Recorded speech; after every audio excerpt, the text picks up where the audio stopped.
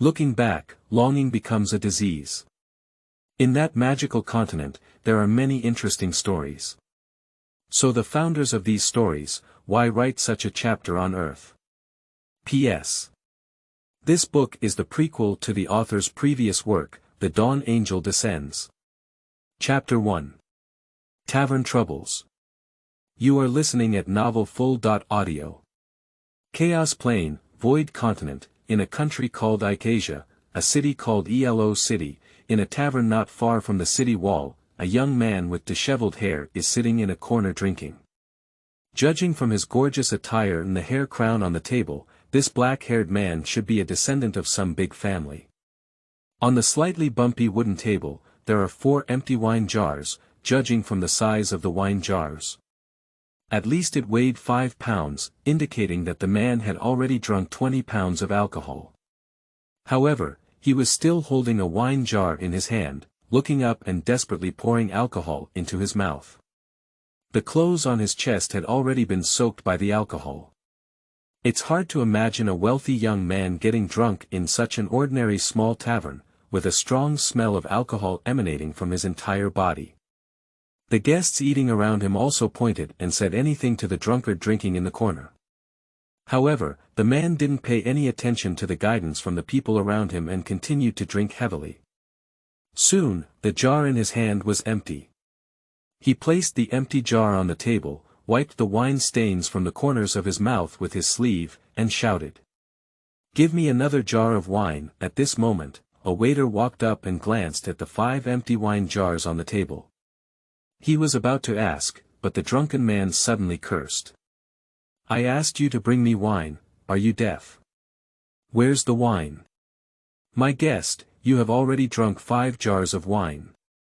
That's a quantity of 25 pounds, so you can't drink it anymore."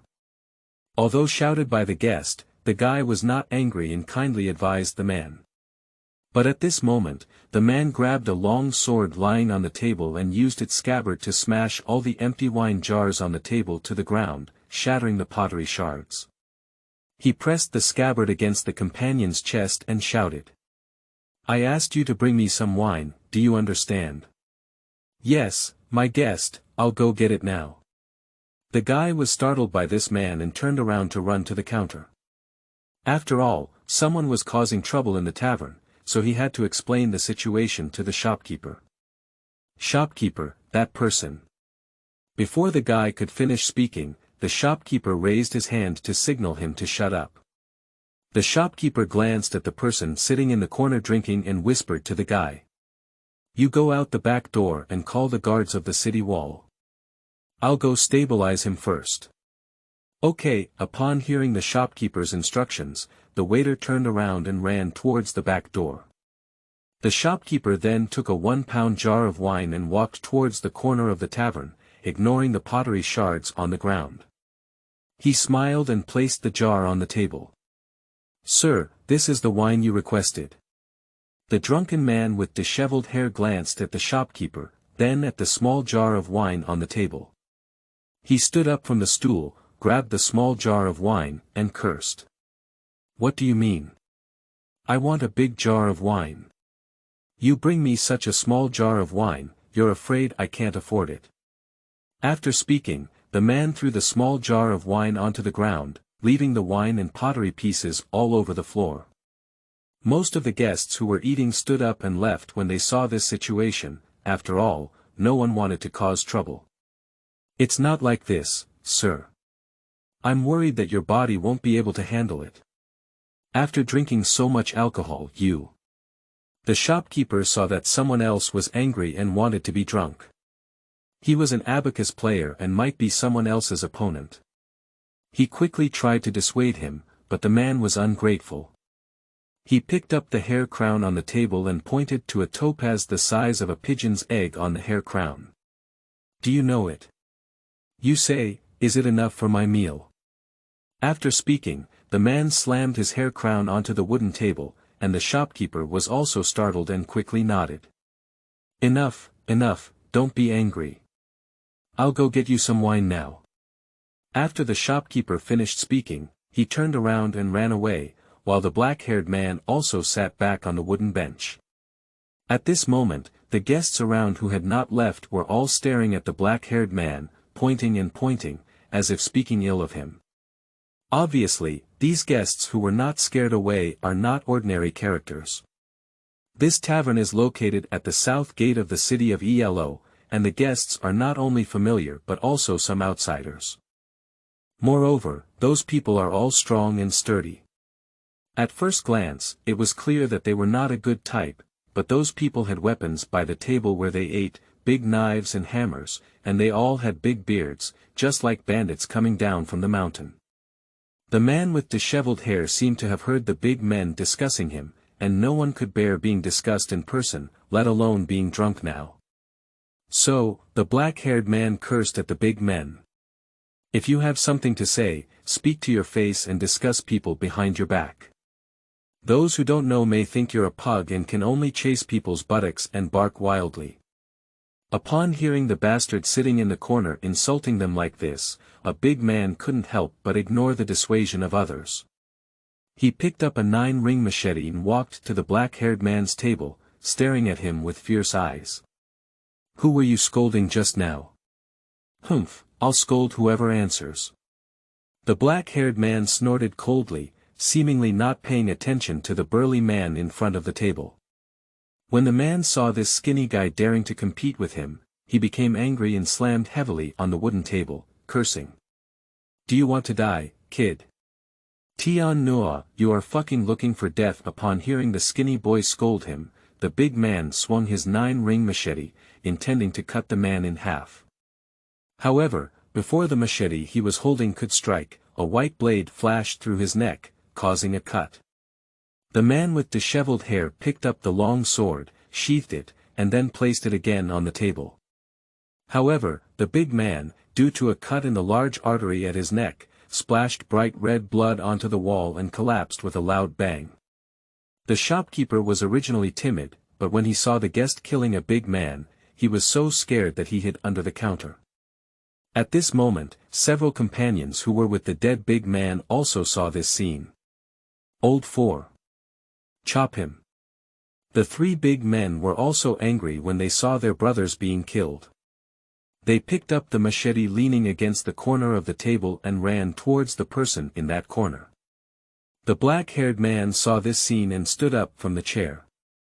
Picking up the long sword on the table, I could only hear a shudder. It was the sound of the sword blade as it unsheathed. The black-haired man held the sword with one hand, and although his whole body was filled with alcohol, it did not affect his innate pride. The man squinted his eyes slightly, facing the 3 big men rushing towards him without any panic, his eyes filled with contempt. At this moment, the 3 big men had already pounced in front of the man, swung their machetes and swung towards the person. As the blade of the machete was about to touch the man's lifeline, he finally moved. He bent his wrist and held the sword horizontally, only to see a white blade flash by. The man looked contemptuously at the 3 big men in front of him. Then he grabbed the sword flower and withdrew the long sword with cloud patterns from its sheath.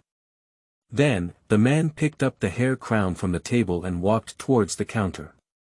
Just as he left, there was a loud bang, which was the sound of metal breaking. The machetes in the hands of the 3 big men were neatly chopped off, and the handle was still in their hands. However, half of the blade fell from the air to the ground, making a clanging sound. Then, a large amount of blood sprayed from the necks of the 3 big men onto the wall. Then he collapsed limply. Yes, with just one strike, he killed these 3 big men. At this moment, the shopkeeper was still hiding under the counter, especially when he heard the sound of metal landing just now, his whole body trembled with fear. The man with disheveled hair stood in front of the counter, slamming his hair crown heavily on it, lifting his foot and kicking the front panel of the counter, speaking. "Check out." The shopkeeper hiding under the counter heard the person kicking the cabinet. He suppressed his fear and slowly stood up from under the counter, taking a glance at the man with the disheveled hair and gorgeous clothes. He trembled and said, "Sir, I'll treat you to this small meal. You don't have to pay for it, sir. Bring me a pot of wine and another bag of dry food." Its value is enough to cover the cost of this meal, as well as the cost of renovating. The man didn't care what the shopkeeper said. He pushed the hair crown with topaz embedded in it to the shopkeeper. The shopkeeper nodded and agreed. Yes. Adults. I'll go get it now, little one. The shopkeeper picked up a wine gourd from under the counter, which should have a capacity of about half a pound. The shopkeeper picked up a jar of wine from the back shelf, filled the gourd, and then took some pancakes and put them in a cloth bag, handing them all to the black-haired man. Sir. What you want? The black-haired man didn't speak either. He took the dry grain bag and wine jug, turned around and walked towards the door. The shopkeeper saw the person walking away and glanced at the 4 corpses in the corner. He trembled and put away the hair crown on the counter. Obviously, although his mind is still uncertain, he knows the value of this hair crown very well, not to mention that it has a topaz the size of a pigeon egg on it. Even the hair crown made of pure gold is enough to cover the expenses of his pub for half a month. Not long after the man left, a buddy walked in from the backyard with a few soldiers dressed up. A soldier had just entered the tavern when he saw a corpse in the corner and blood stains all over the wall. The soldier immediately went to the counter and asked the shopkeeper. What about the perpetrator? I walked from there. The shopkeeper saw these soldiers and quickly pointed in the direction of the front door. The soldier glanced at several companions behind him and said, You stay and clean the body, I'll go out and notify the city defense officer to close the city gate. Yes. For the soldiers responded loudly to their captain, then went to lift the body, and the soldier captain also ran out of the tavern. It seemed that he was also afraid of not being able to stop the murderer and wanted to go and call someone. At this moment, the man with disheveled hair and gorgeous attire had already left the city gate.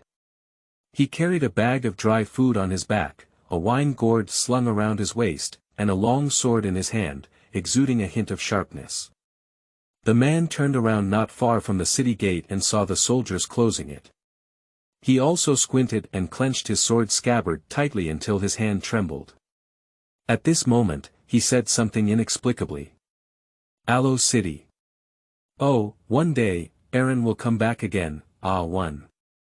Waiting for me. After speaking, the man named Aaron walked towards the distance. His back seemed a bit lonely, with his black hair fluttering in the wind. Coupled with his clothes, he really looked like a handsome young master from a wealthy businessman's family. But who could have imagined that such a young master was a skilled swordsman who wielded weapons to harm others? Perhaps it was his experience that made him the person he is now. Being able to drown his sorrows with wine is also a major event. Yes, Aaron's family was framed by traitors, his property was confiscated, and his family was exiled. He was the only one who escaped unharmed all year round, but when he returned home today, he found out that he had no home left. Upon inquiry, he found out that his family had had an accident 6 months ago. Alas, pitiful. Chapter 2. Battle of Balance. You are listening at novelfull.audio. In the Void Continent, on a mountain outside the city of Nissan in the territory of Acacia, there is a sect called the Balanced Sect. In the martial arts arena, a crowd has already gathered. No, it should be said that they are ninjas, all dressed in ninja costumes. Yes, this Balanced Sect is a ninjutsu sect, with the sect leader named Kusho. He is a master-level ninjutsu master and has over 1,000 disciples under him. He is relatively famous in Acacia and is a prestigious and upright sect. And today is a special day, so many disciples from different sects gathered in the martial arts arena to watch, because today's competition will determine who will be the next sect leader, become the winner, and not only become the sect leader. Even the title of Twilight Eye will be bestowed upon them, which was obtained by Master Kushuo and represents the supreme figure in the ninjutsu world. Today's competition will select the strongest ninjutsu disciple of the sect to become the new sect leader. In the martial arts arena, it has been 3 days of competition, and today is the final moment. The two of them, Shen, the disciple of Master Kushuo who closed the door, and Jie, the elder brother of the sect, will compete in the final. Of course, Shen is the son of Master Kushuo. And Jie is the child that Master Kushuo picked up from a young age, but the two of them are brothers and can be said to have grown up wearing the same pair of pants. The child that was picked up was given the name Jie by Master Kushuo. It was because Master Kushuo felt that this child's fate was bumpy and full of hardships, so he gave this homeless child a name and adopted him. With his son and the child he picked up, he established the balanced church. So Jie is the eldest senior brother in this sect and also the most talented person. Of course, Shen, the child of the bitter saying master, is a true ninjutsu genius like Jie, but Shen appears in the sect as a closed-door disciple. Over the years, Master Kushuo has trained the two of them into adults, teaching them the art of balance and ninjutsu. However, because Jie was adopted and a child was picked up, he always felt inferior in front of Shen. After all, he was not Master Kushuo's biological son. He has been working hard since he was young. He wants to prove himself and one day he can defeat Shen, making Master Kushuo look at him differently. Obviously, Jie is jealous of Shen because he did not become Master Kushuo's disciple. However, this is also human nature. How can a child picked up compare to someone else's own son? But Jie doesn't think so. He has been paranoid since childhood and wants his master to look at him differently. He wants to surpass Shen. However, the two of them have almost equal talents and are both geniuses in the ninjutsu world. In addition, they have played from childhood to adulthood, so their competition has always ended in a draw because they know each other too well and never win or lose.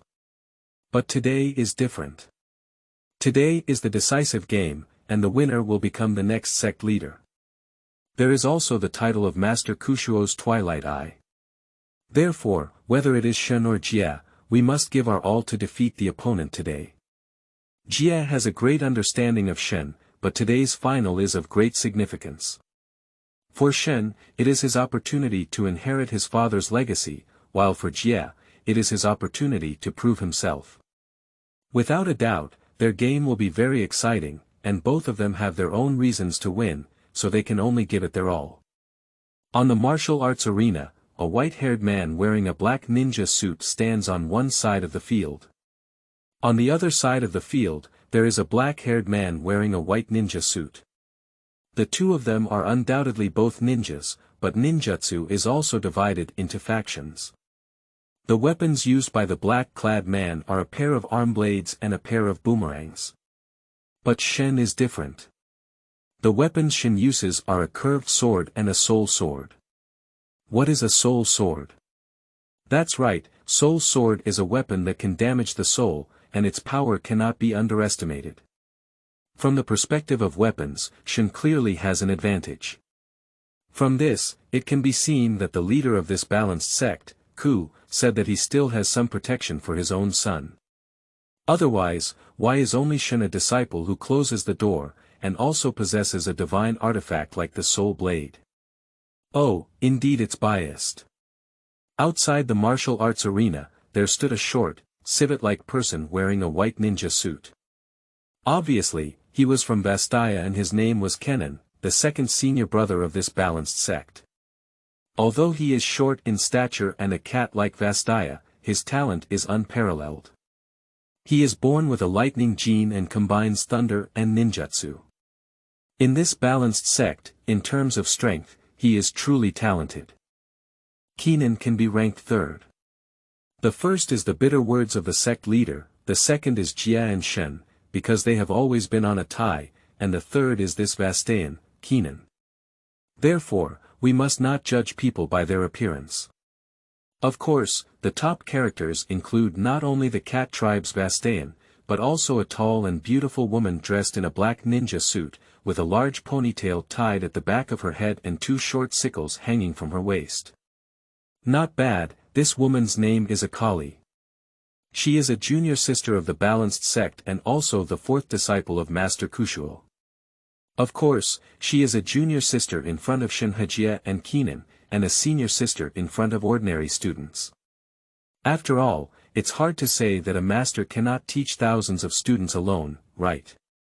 Even if he can teach, he cannot teach all the ninjutsu he has learned from various factions throughout his life to those people, so strictly speaking, there are only 4 disciples of the master.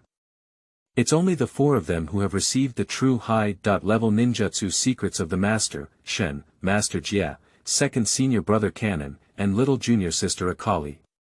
Although Akali is a girl, it doesn't mean she's easy to bully. Akali is a person with the shadow gene, a natural ninja. Her genes can conceal herself, and when combined with ninjutsu, she is definitely the perfect assassin. Her pair of short sickles sparkle with a cold light, as if she is saying a sentence. Do not approach strangers. Not only the 2 of them, but also the master was watching from the high platform of the martial arts arena. After all, he was selecting an heir. He was also hesitant about the 2 children on the field, as they were both raised by him. But the titles of this sect leader and Twilight Eye can only be given to one person. Although Jie works very hard and has excellent talent, he still hopes that his son Shen can win the finals. After all, everyone has selfish intentions, which is also human nature. Shen, are you ready? At this moment, Jie spoke on the side of the martial arts arena. His arm blade was on his wrist, but it was not unsheathed. Of course, there was also a pair of boomerangs hanging behind him, which looked quite stylish when paired with this ninja suit. Come on, I will do my best this time. Shen also spoke, taking down his hands crossed over his chest and staring solemnly at Jie. His curved sword and soul blade were also carried behind him, not unsheathed. Although Shen was wearing a ninja suit, his weapons made him look not like a ninja, but rather like a warrior. Big senior brother, come on. We must defeat senior brother Shen this time. Under the arena, Akali cheered and cheered for the robbery. Obviously, this young junior sister had a good impression of her master brother, and at this moment, Kenan, who was watching from the side, also spoke up. Senior brother Shen, senior brother Jie, can you 2 be evenly matched this time? But don't worry, it's a draw again. Obviously, Kenan is also very helpless towards these 2 senior brothers. They have been tied from childhood to adulthood, and neither can win. This kind of distress is actually quite annoying, and Shen Hejia naturally heard his junior brother and junior sister cheering for them, so his expression became even more serious. I will do my best, Shen. I must win against you today. After speaking, Jia immediately ran towards Shen and swung his right fist heavily. Shen, on the other hand, ran in the same direction as Jia, and their movements were surprisingly consistent. Although they did not get any advantage from the fist fight this time. But the 2 of them began a close combat, whether it was punching, kicking, or dodging, their movements were almost identical, as if they were fighting against his shadow alone, completely unable to compare. After a fight, the 2 of them simultaneously kicked each other and hit each other's feet. Due to the force, both of them took 6 steps back, indicating that they really understood each other very well. The 2 of them looked at each other with a slightly solemn gaze, perhaps because they also felt that fighting alone was not enough to win. Therefore, Shen half bent over and reached out his right hand to grab the curved sword hanging behind him, slowly unsheathing the blade. The clanging sound of the knife appeared, and it was obvious that the material of this curved blade was definitely extraordinary. Seeing that Shen was about to move it seriously, he also pressed the brake in his palm, and a pair of steel blades flickering with cold light slowly extended from his armor. The 2 of them looked at each other with fiery eyes. They both wanted to win and had reasons to win. They squinted their eyes and intertwined their left and right arm blades, slowly pulling them down. The friction between the steel blades produced many sparks. Splashing everywhere on the black ninja suit of Jie, Shen saw Jie's movements and knew that Jie was implying himself to give it his all and make sure not to get hurt. From the communication in his eyes and actions, it was clear how close they were to each other. Surprisingly, he understood and cared about the other party so much. At this moment, Jie moved and ran towards Shen with big strides. Seeing Jia approaching, Shen quickly extended his left hand to pull out the soul blade hanging behind him, grabbed a sword flower, and inserted it into the ground. Then, with a flick of his curved sword, he approached the enemy, and the soul blade inserted on the ground had a slight connection with Shen. A thin and luminous ribbon about the thickness of his arm tied the soul blade and Shen together, and the ribbon was very unreal. Obviously, Shen's soul blade is a divine weapon that can connect his own soul and enhance both soul and body strength. As for Shen's actions, Jia was well aware of them and could only hear a clang. Jia's arm blade fiercely struck Shen's curved sword. Mars splashed everywhere, but no one took advantage of it. Their strength was on par. The two gritted their teeth, withdrew their strength, and flew towards each other with a surprisingly consistent movement, only hearing a thud. Both were repelled by the opponent's flying kick, each taking 8 steps back. Shen also retreated to the side of his soul blade inserted on the ground. Although neither of them had an advantage, Jia would not stop and reached out to grab the boomerang behind him, throwing it at Shen. 2 basin-sized boomerangs spun rapidly, turning into a flywheel and flying towards Shen. Shen was already aware of the technique of robbery and inserted a curved sword into the ground, leaving a seal on both hands, using a defensive and endurance technique, a chi-combined shield. A light purple semi-transparent shield appeared on Shen's body, and the 2 boomerangs thrown by the robber hit Shen's shield left and right, but only once. The 2 boomerangs were bounced off. Jia leaped up and caught the boomerang that had been bounced off in the air at a height of 5 meters. Then, he hung it behind his back and made a somersault in the air before crashing towards Shen.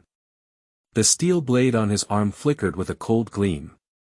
Upon seeing the attack from above, Shen also squinted his eyes and turned to look at the soul blade, which was 1 step away from him. Shen couldn't help but tilt his lips and quickly imprint his hands again, unleashing the essence of his ninjutsu. Mysterious meaning, soul blessing. After Shen exerted his profound meaning, the soul blade, which was 1 step away from him, emitted a purple light. The light formed a barrier and locked Shen inside. It was obvious that this was a defensive ninjutsu, and the range was larger than the Chiha shield just now. Chapter 3. Shocking the entire audience. You are listening at novelfull.audio. It is estimated that this defensive barrier can provide cover for 3 people. As the attack is launched from top to bottom, although Shen used the meaning of ninjutsu, he did not stop and swung his right fist forcefully, with the sharp edge of his arm piercing the barrier fiercely. But it didn't have much effect. Apart from splashing some sparks, Jia didn't even crack the defense barrier. Although Jia couldn't attack Shen, it didn't mean Shen couldn't attack Jia. Shen pulled out the curved knife on the ground and swung it towards Jia. How could Jia not understand Shen's habits and ninjutsu? Seeing the boy wielding his sword, Jia extended his left hand to resist. With a clang, Jia's steel blade on his left arm clashed with Shen's curved blade, blocking Shen's attack before flipping backwards. He distanced himself from Shen and threw the boomerang behind him again when he landed. At this point, the purple barrier around Shen had disappeared. Obviously, although this ninjutsu mystery is absolute defense, there is also a time limit. Cha-Cha Kai was very familiar with Shen's ninjutsu, so he immediately launched an attack after Shen's absolute defense disappeared. Shen saw the 2 boomerangs flying towards him, so he immediately took a step sideways and dodged Kai's boomerang. The boomerang failed to hit the enemy, creating 2 arcs in the air and then crashing towards Shen's back. Shen was very familiar with the characteristics of the boomerang, and he didn't even turn his head back, leaving a single hand mark. He used his chi and shield ninjutsu technique, and a purple light suddenly appeared. Shen was enveloped by the pale purple shield, and the 2 basin-sized boomerangs fiercely collided with the shield behind Shen, then bounced off. And it flew to the edge of the arena and couldn't be picked up at all. When Jia saw his weapon being bounced away by Shen, he was unhappy and swung his blade towards Shen, who naturally didn't hesitate at all. Moreover, he has been robbed and beaten for half a day now, and he also has to attack. Therefore, Shen Yan activated the ninja mantra, and the soul blade inserted on the ground suddenly shone, breaking free from the constraints of the arena and flying back into Shen's hands. And the sword body of the soul blade became illusory. Obviously, Shen moved it seriously without hesitation. Shen threw the illusory soul blade in his hand towards Jia, and the illusory ribbon connecting the soul blade and Shen was also stretched. When Jia saw the soul blade flying towards him, he didn't pay attention. He lifted his hands up and used his arm blade to bounce the soul blade away, bouncing it onto the arena behind him. The soul blade once again penetrated the ground, but the imaginary ribbon was still connected to Shen. After the Jidan flying soul blade, it accelerated and ran towards Shen's direction. Shen did the same, holding a curved blade and facing the Jidan's arm blade. With a clang, the two clashed again, and the arm blade collided with the curved blade, causing sparks to splash everywhere. And this time, neither of them let go, seeming to be in a struggle. They gritted their teeth carefully, holding their curved knives horizontally to resist the blade of Jia's arm. Jia didn't slack off at all, pressing hard and trying to win in terms of strength. "Senior brother, come on." At this moment, Akali, who was watching the battle from below, shouted to cheer for the disaster. Kenan shook his head and sighed as he looked at the two people on stage. "It looks like they're tied again today. Hey, not only the two of them, but also the ordinary students and junior brothers in those sects are cheering for the two on stage. The person shouting for robbery and the person shouting for caution each hold half of the number, shouting very hard." In the struggle between Jia and Shen, he naturally heard his junior brothers cheering for him, and even his junior sister was cheering for him. Can Jia lose? That's definitely not possible, so he fired a shot. "Shen, I must defeat you today." "Then give it a try." Hey, Shen naturally couldn't accept it, so he retorted and forcefully swung the curved blade horizontally. At the same time, he also flew out from the side with a kick. Jia didn't expect this kid to suddenly change his move. Although he blocked it with his arm blade, he was also stumbling. Before he could react, Shen's foot had already kicked towards Jia. Jia immediately crossed his arm and covered his chest, but was still kicked back more than 10 steps by Shen's foot. Just as Jia retreated, Shen once again made a mark with one hand. Mysterious meaning, approaching at dusk. As soon as the words fell, the soul blade inserted into the arena behind the tribulation once again emitted light and detached from the ground. The sword body became unreal and almost transparent, flying straight back with the unreal ribbon, as if it had been pulled back. Jia was already kicked unsteadily by Shen, and with the soul blade behind him, it was almost transparent. How could he possibly see it? But he heard Shen shouting the meaning and also saw his seal. Jia knew what ninjutsu secret Shen had used, and secretly thought it was not good, but it was too late. The almost transparent soul blade pierced straight through the back of Jia, and Jia let out a groan, while the soul blade flew back into Shen's hand. Cough. You're really playing. Jia coughed a few times, and there were no wounds on his body, but his brain was extremely painful because the attack of the soul blade was a trauma to the soul, not a cut to the body. Shen inserted the soul blade into the ground again and responded. Jia, I must defeat you today, so I'm going to give it my all. Extreme Ice Mystery, Cold Blade. After speaking, Shen once again formed a seal with one hand, and then swung the curved knife. In an instant, the silver curved knife in his hand emitted waves of cold air. Soon, a layer of frost covered the body of the curved knife. Seeing this scene, Jia was stunned. Yeah, it's a great way to solve Shen. Shen doesn't have the frost gene, unlike his junior brother Kenan.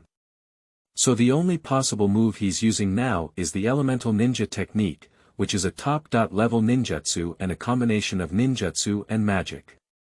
If there are people in the balanced sect who know this top-level ninjutsu, then only their master complained about it. However, his master did not mention elemental ninjutsu to him, nor did he show him this top-level ninjutsu. Jia's mind was a bit chaotic now. He knew that his master had taught Shen the top-level ninjutsu of the elemental series and his son. At this moment, Jie was somewhat unwilling and also somewhat dissatisfied. After all, he and Shen grew up together. Just like a biological brother, and he is also very filial to his master. He said bitterly, why did his master teach Shen such top-notch ninjutsu behind my back? He just looks down on me like this. At this moment, not only was Jie stunned. Keenan and Akali in the audience were both stunned. Yes, as disciples of Master Kushuo, they had never seen such ninjutsu before. Obviously, this was a privilege only possessed by disciples who closed their doors. That is to say, their master taught his son the top principles of ninjutsu and never showed them such ninjutsu to their disciples. At this moment, ordinary disciples and students in those sects saw this scene. Everyone started cheering for Shen, but not a single one supported Jie. Even the junior brothers who had just supported Master Jie turned to Shen. On the high platform of the martial arts arena, they couldn't help but look at Shen on the stage with an old smile. Jie, you must be careful. After speaking, Shen swung a knife in the direction of Jie. In an instant, a nearly 5-foot-long curved ice blade collided with Jie. Seeing this scene, Jie was stunned for a moment, then quickly dodged to the side when he regained his senses. Just flashed a curved ice blade, but then came 3 more. Seeing this scene, Jie could only give up attacking and dodged 2 curved ice blades on his side, but he didn't dodge the last one. Although Jie lifted his arm blade to resist, the ice blade turned into ice powder when it touched Jie's arm armor. In an instant, Jie's arm was frozen, forming a thin layer of ice.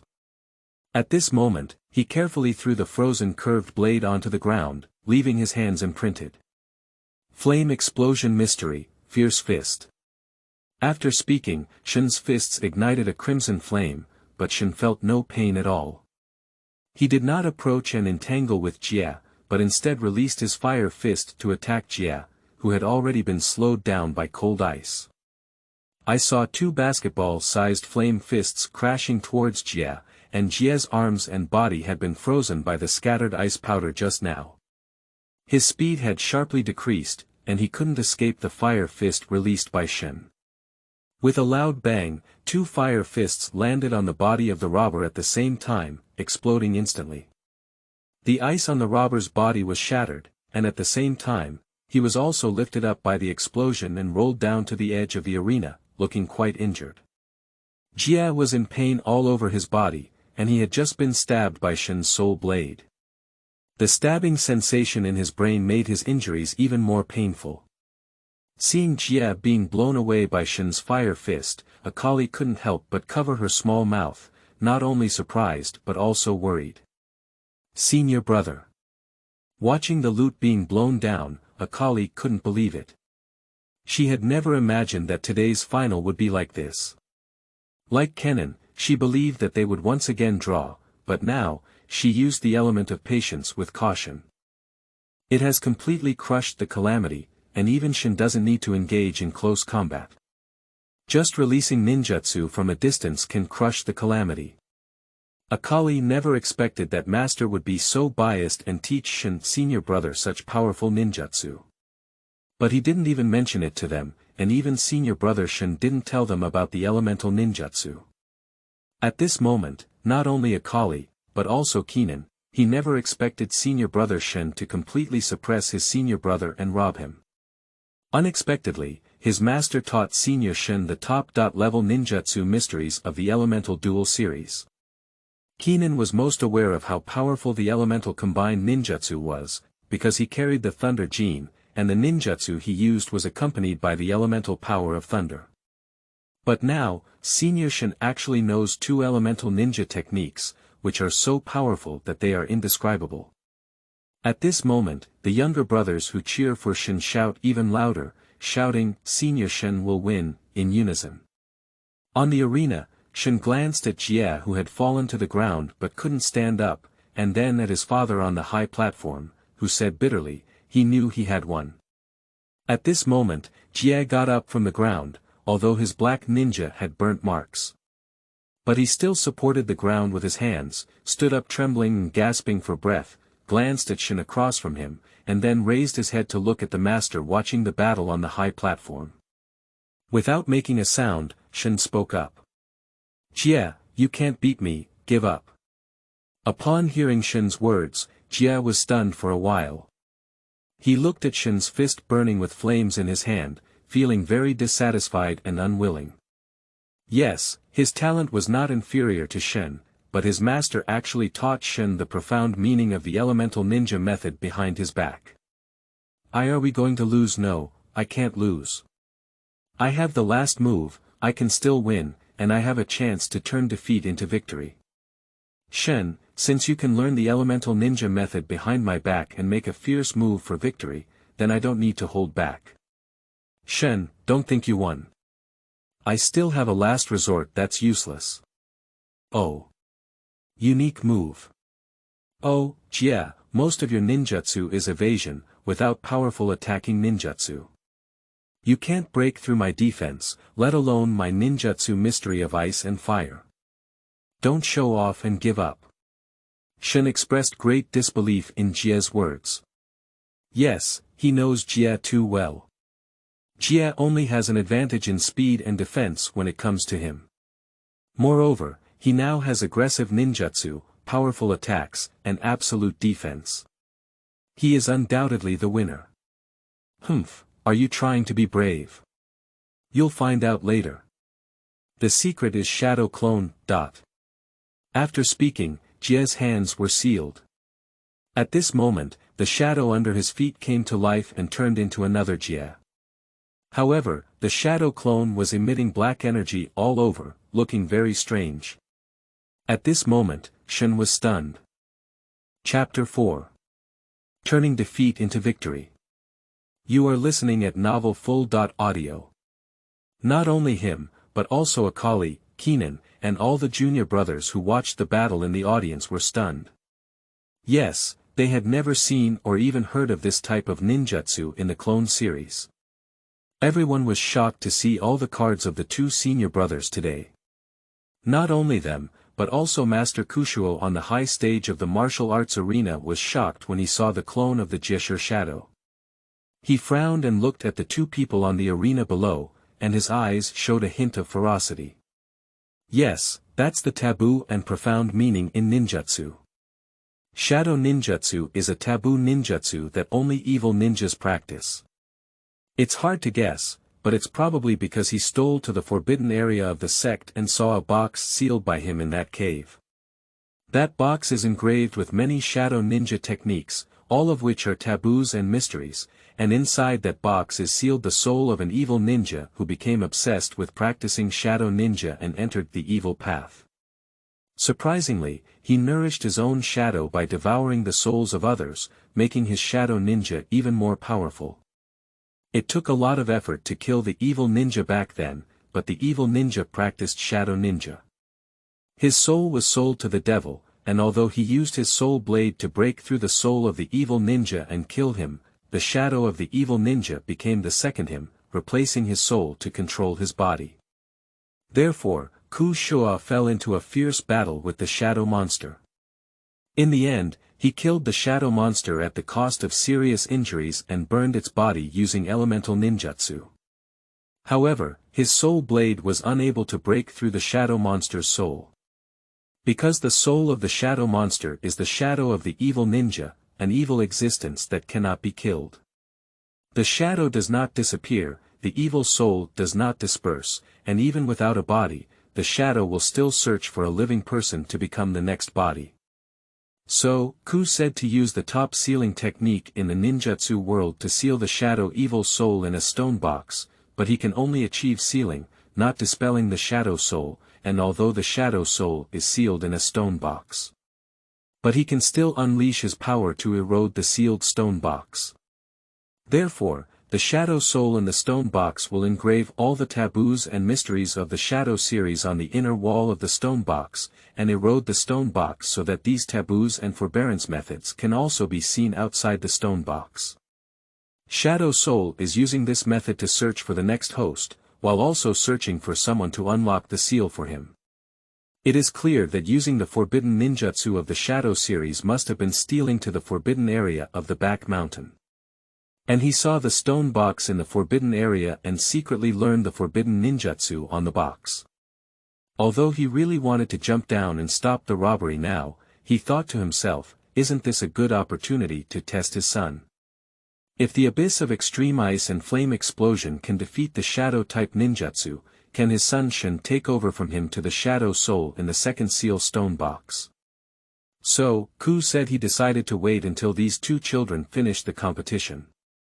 On the arena, Shin looked at the shadow clone with a black aura all over his body. He was a bit shocked in his eyes. He didn't understand what ninjutsu it was, but Jie wouldn't give him time to think. After being suppressed and beaten for so long, could he feel comfortable? So, Jie raised his hand and pointed towards Shen. The shadow clone Jie immediately ran towards Shen, lifting his arm blade that was emitting black energy and stabbing at Shen. Shen was not at all hesitant about the shadow clone Jie, and the flames on his fist became even stronger. Without saying a word, he punched the shadow saber with a basin-sized flame fist.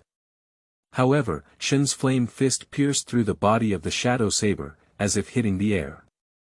He didn't encounter anyone at all. Shen was surprised at first, and then immediately retracted the meaning of his fierce fist. After all, his fierce fist couldn't attack that shadow clone robbery. He had to change his moves, otherwise he would easily suffer losses. So, Shen stamped his hands and shouted. Aoi, soul blessing. After speaking, a purple light flashed past, and the soul blade inserted at Shen's feet released a barrier, enveloping Shen. The shadow splinter robber swung his right arm blade and fiercely stabbed Shen's barrier, but unexpectedly appeared. The shadow clone robbery instantly turned into a true robbery. Yes, the essence of the robbery and the shadow clone can be swapped at any time. This is the true essence of shadow ninjutsu. Shen also saw this situation because the shadow clone robbery was full of black energy. However, the person who suddenly appeared in front of him was not a shadow clone, but a real one. The action of the demon was similar to that of the previous shadow clone, as it swung its right arm blade towards the barrier that protected Shen. His arm blade shimmered with black light, completely different from before. Yes, this is also the secret of the shadow, the ninja technique, and the destruction of soul tribulation. This ninja technique enhances attack power, and the tribulation mercilessly pierces the barrier. Is Kushin's absolute defense barrier so easy to break even if his attacks are blessed with shadow-based ninjutsu? Of course not. The arm blade with black light fiercely pierced the barrier, but there was no response from the barrier. At this moment, the mutation appeared again, and the shadow of Jie came to life again. It flashed behind Shen's back, and with a swoop, Jie and Ning swapped positions. Another stab fiercely pierced the barrier, but still failed to break it. But once again, Jie and his shadow clone swapped positions and appeared in front of Shen. With another punch, the arm blade with black light fiercely pierced the barrier, and thus, Jie and his shadow clone kept switching positions back and forth. Although Shen had already raised the frosty curved blade in the barrier, he had no choice but to switch too quickly. He couldn't resist going back and forth. This scene was seen by everyone, and Akali's eyes flickered with excitement. Yes, Akali has some shadow genes on her body. She is a natural shadow ninja, and her genes, combined with ninjutsu, can achieve self-concealment, making enemies unable to find targets, demonstrating the strength of her genes. And now, Akali can also see the ninjutsu used by her senior brother Jie, which is an advanced shadow-type ninjutsu that is truly suitable for her shadow genes. At this moment, Akali had a desire to seek advice from her senior brother on how to practice ninjutsu in the shadow department. After all, Keenan was a second senior brother, and he was well aware that his junior sister also had the shadow gene, just like him. It is possible to combine genetic traits with ninjutsu to create stronger ninjutsu, but why is the shadow-type ninjutsu currently used by Master Jie so strange? Shouldn't the shadow series all be a form of evasion and endurance? As the name suggests, the shadow-type ninja technique should be similar to that of a junior sister, both of which conceal their own ninja techniques. How could there be such a powerful shadow-type ninja technique, and it can also summon shadow combat? It's too strange. Not only the two of them, but also the younger martial brothers who were cheering for Shen on stage were quietly watching the arena. Obviously, they didn't expect Master Jia to have this strange ninjutsu that they had never heard of before. And it instantly turned the situation around, making it impossible for Senior Shen to find the north. This is also unbelievable. There is even more advanced ninjutsu than elemental ninjutsu. It's unbelievable, not just these students. Ku Shua, who was watching the battle on the high platform, was also very unhappy when he saw the fight below, because the shadow-type ninjutsu used by Kai was really skilled. He could change positions with shadow clones at any time, and it turned so quickly.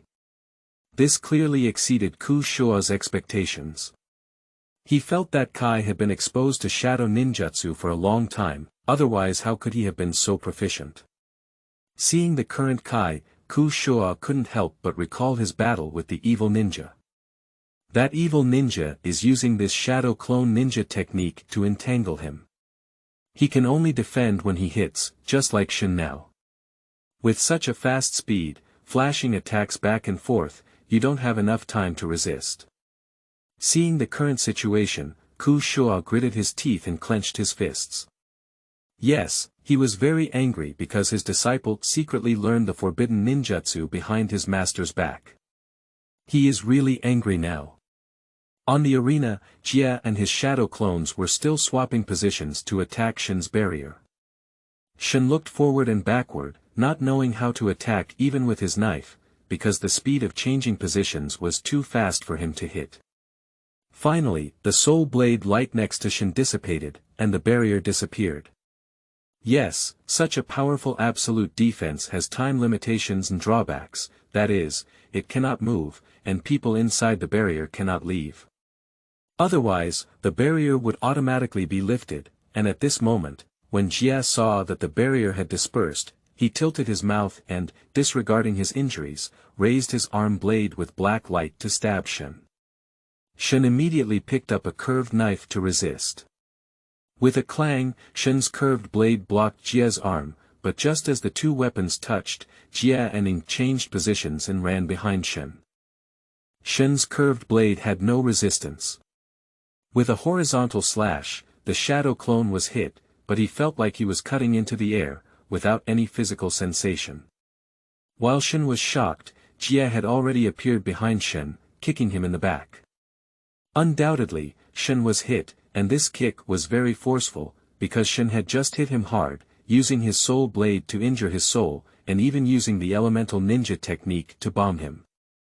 He's going to take a deep breath now, and this kick carries a hint of jealousy.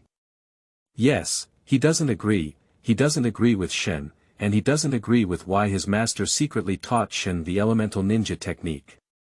Just give Shen the only soul blade, after all, he is the son of his master. But what angers Jia is that his master secretly taught Shen the elemental mysteries and taught his son, which he is very dissatisfied with. For so many years, he has been as filial to his elders as Shen, even doing more than Shen. He is also more diligent in practicing ninjutsu than Shen, and his talent is not inferior to Shen. Why does master look down on me so much? Can't I inherit his legacy? Can't I become the leader of the balanced sect? Master, you are really too biased. This kick contained jealousy and anger of robbery, fiercely kicking Shen behind his back. Without a doubt, Shen was kicked and flew out of the arena, falling into the crowd below. Jia landed steadily on the arena, withdrew his shadow clone, pressed the brake in his palm to retract his arm blade, wiped the corner of his mouth, and showed a hint of relief with a smile. Yes, he won. He defeated Shen and proved in his own way that he was no worse than Shen. Jia is really happy now because he feels that his master will look at him differently, and he is now the new Twilight Eye. He is also the newly appointed leader of the balanced sect. He swears in his heart to promote his master's balanced sect and see the end of the competition on the high platform of the martial arts arena while watching the battle. He also jumped down, but unfortunately his son lost. When he saw his master come down, he immediately ran over to pay his respects. Although he had physical and spiritual injuries, what he most hoped to see now was.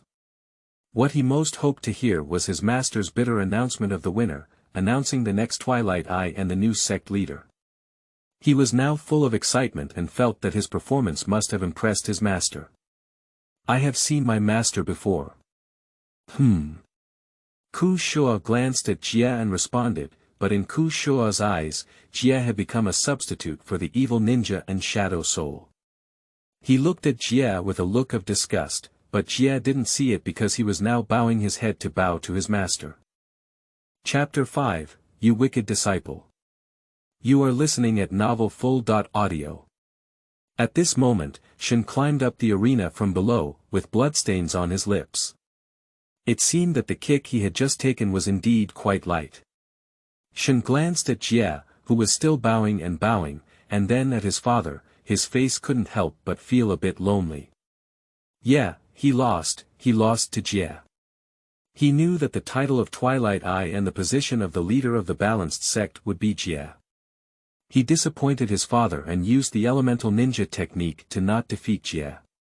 It was so useless in the audience. All the junior brothers, including the junior sister Akali and the second senior brother Kenan, are cheering for their eldest senior brother because the winner has appeared. It is their eldest senior brother, Jia. Upon hearing these cheers, Shen felt quite uneasy in his heart. However, Master Kushuo also turned his head to look at the disciples below the stage and waved his hand to signal everyone to stop. The students also saw the master of the sect asking them to shut up. So they were all very sensible and immediately shut up, but their eyes were full of excitement because their senior brother had won. Akali and Kenan glanced at each other and then climbed onto the arena, standing behind Shen and watching their master complain. Ku Shua glanced at his son Shen and also took the opportunity to look at Kenan and Akali. At this point, Jia had already finished bowing and straightened up. His face was filled with excitement because he had won. Jia took a step forward and spoke. Master, I. Jia was about to speak, but his master spoke bitterly and suddenly struck him with a palm. Jia flew backwards and crashed into the background wall of the arena. Yeah, it was so sudden that everyone didn't expect it. Jia spewed out a mouthful of blood and knelt on the arena, looking at the bloodstains on the stone platform and feeling the pain in his chest. Jia opened his eyes wide and looked at his master in disbelief. He didn't understand why his master had hit him. Not only did Kai not understand, but also Akali, Kenan, and Shen did not understand, including thousands of disciples in the audience. Everyone looked at their master with a shocked expression and couldn't understand why his master was beating his senior brother. Akali had always had admiration for her senior brother. When she saw that her crush had been injured by her master, she immediately ran towards the robber's side. Kenan didn't stop her, but just then, none of them flew by. Like a black light, it shot straight in front of Akali and nailed to the background wall of the arena. At this moment, everyone's gaze was on their master and sect leader, who was also known as Master Kushuo. Yes, that Kuwu was thrown by Master Kushuo to stop Akali. Akali glanced at the black Kuwu embedded on the wall and then at her Master Kushuo, her eyes full of doubt. Master, why are you? Have you ever been to the forbidden area of House Han?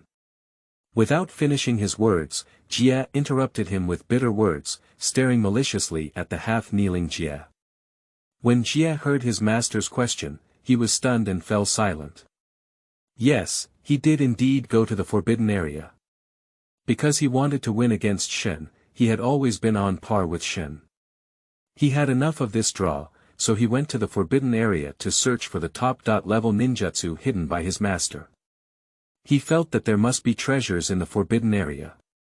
Because he had seen his master go to the forbidden area, it can be seen that the forbidden area only did not allow them disciples and students to enter.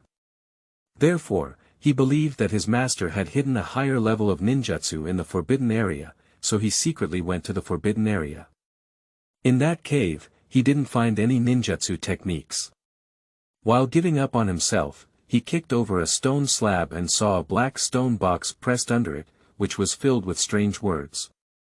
Ji thought there was advanced ninja techniques in this stone box, so he tried to open it, but he put in a lot of effort and couldn't open the box.